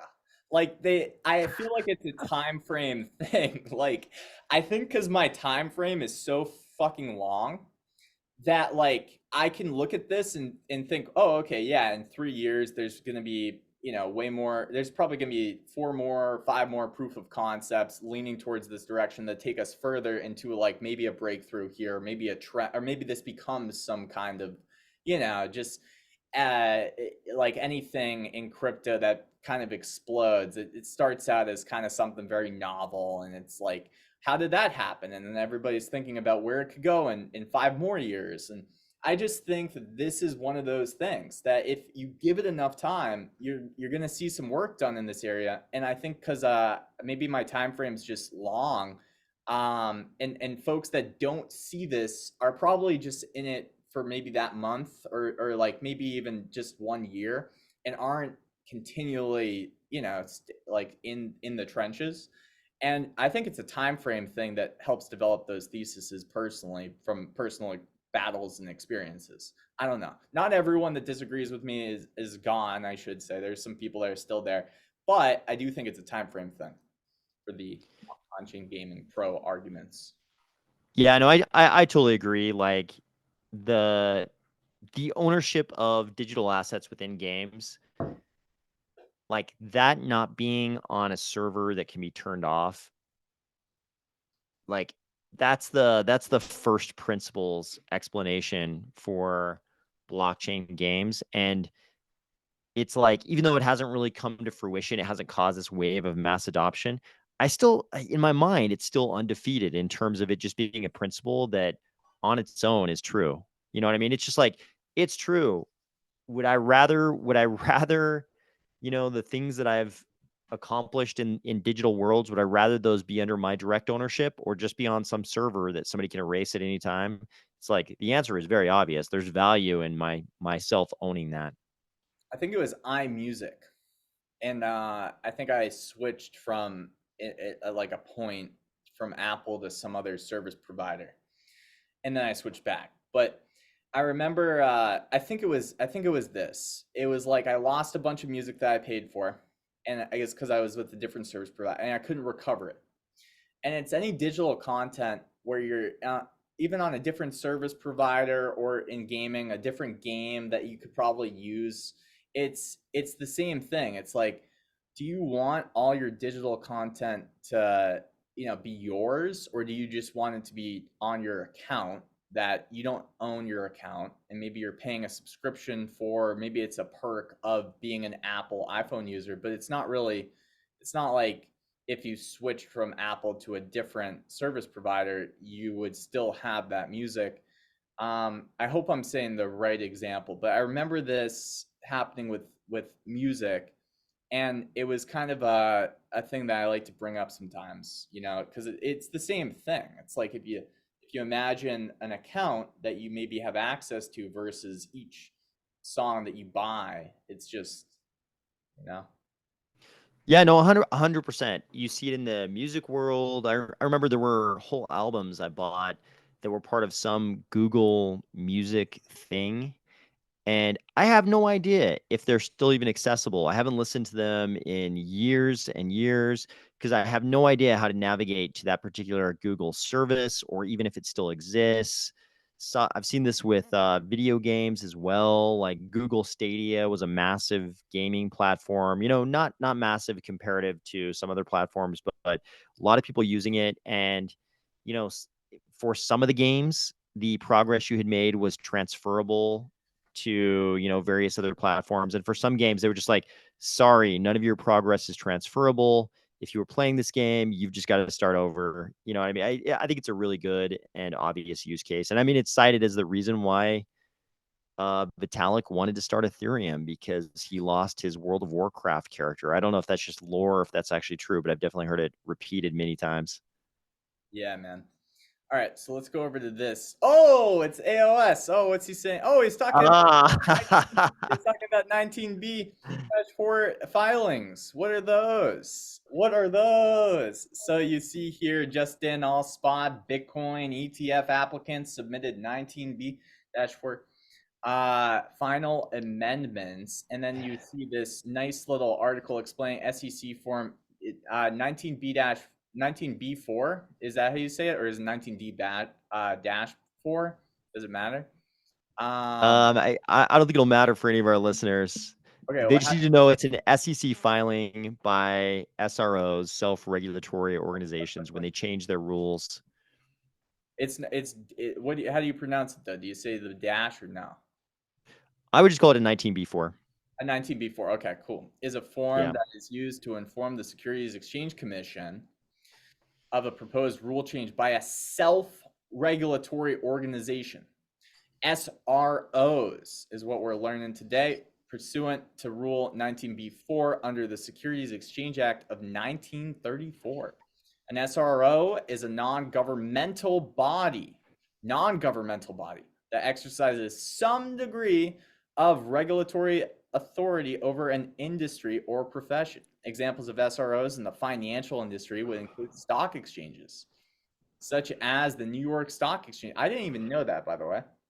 Or NASDAQ, registered clearing agencies such as the Depository Trust and Clearing Corporation. What is that, by the way? What is the Depository Trust and Clearing Corporation, AOS? Okay, yeah. So a lot of people didn't. So back in the old days, before we were in this digital age, stock certificates were something that people actually cared about, and you had one central body that was in charge of clearing everything that happened in this sort of paper stock certificate world. And that's the body. Most people don't even know that it exists, and it's even less like sort of visible in this digital equities world. But I think the really interesting thing here, though, is that these exchanges wouldn't be changing their rules in a 19B4 filing with the SEC to accommodate the trading of these Bitcoin ETFs if they didn't think that was going to happen very, very soon. Yeah. Right? This was kind of like the big sign that they thought this was going to happen very, very soon. In the coal mine, right? It's the canary. I know that has a different death connotation, but it is kind of the canary in the coal mine, right? It's the good canary in the coal mine. Yeah. I mean, depending on your perspective, some people don't want the Bitcoin ETFs. Depending on your perspective, this is the good canary in the coal mine for sure. Yeah, I mean, it's like we've seen a lot of indications kind of ramping up. There are still people posting today like it's not going to happen. This is all a trick. Gary Gensler and Elizabeth Warren and the people in the White House are all laughing. They're setting us up for disappointment, just to laugh at us. But it's all ramping up. It looks like for possibly, all approval on maybe on Monday. Yeah, approval maybe on Monday. all the rumors are kind of pointing in that direction. And even the exchanges are like, yeah, better change our rules so we can actually trade these Bitcoin ETFs, you know? So looks like it's all going down. And I mean, this is like, it's weird because we've been talking about the possibility of a Bitcoin ETF for so long, even years ago, before anyone It's had like ever even. something that we're gonna lose when we stop talking about it. It feels like something that we could always talk about, is what I'm trying to say. Yeah, because I mean, we'd all get so pissed when like the Winklevoss twins, the Winklevi, were constantly filing for a Bitcoin ETF, a crypto ETF of some kind, constantly filing and getting rejected. And it was like this thing. It was a nice bonding activity. We could all get super angry that they were constantly getting rejected. And now, this is long before we'd ever considered there might ever be a BlackRock Bitcoin ETF. Now it's actually going to happen. This is a watershed moment in terms of mainstream adoption. I mean, you know, retirees with Fidelity accounts might be able to get some Bitcoin exposure through a Fidelity ETF. This is to Bitcoin. This is crazy. This is a very big change. Yeah, and you're spot on, man, to point this out, and I do think it is kind of exciting. I did enjoy though reading a bit of this, so I appreciate that you posted the actual link to what an 19B4 is. And it is interesting to see this as kind of the positive canary in the coal mine. So just some key takeaways here before we kind of wrap up. SEC Form 19B4 is used by covered self-regulatory organizations, SROs, to record a rule change with the SEC. Many stock exchanges and financial regulatory bodies are SROs, and so their bylaws, rules, and regulations must be filed with the SEC for public record keeping. And then this form, including relevant exhibits, is intended to elicit information necessary for the public to provide meaningful comment on a proposed rule change. So very interesting stuff. I'll let people kind of go as far as they want to in that, man. But anyways, dude, so we have the Jspeak Late Night Show, episode 8. We talked about UFC. We talked about crypto. We talked about AI. We talked about what lowers AOS's testosterone. We talked about anime. We talked about superheroes. We talked about what else did we talk about, man? We talked about quite a bit. I think we cut metaverse, video games, on-chain, off-chain, NFT gaming. Gosh, it has been quite the podcast, man. I really hope that you enjoyed. I know I did, and I'm really happy that you came. I know that it was short notice, by the way, for people. It was, no notice for AOS. We just kind of pulled this together, and I was going to do the whole show myself, and then it turned into like a 2-hour show because I'm used to going through these updates myself, but I forgot with an extra perspective, might be a little longer. But yeah, man, we just appreciate you, dude. Yeah, no, thank you for inviting me on, and apologies if there was a lot of like recalling of obscure facts on this particular episode. So apologies in advance. I'm sure people are going to discover that I didn't get a few things right, but that was all. None of this was rehearsed. It was all just like instant recall of very, very long ago acquired facts. So apologies in advance if I screwed anything up, but it was a pleasure as always.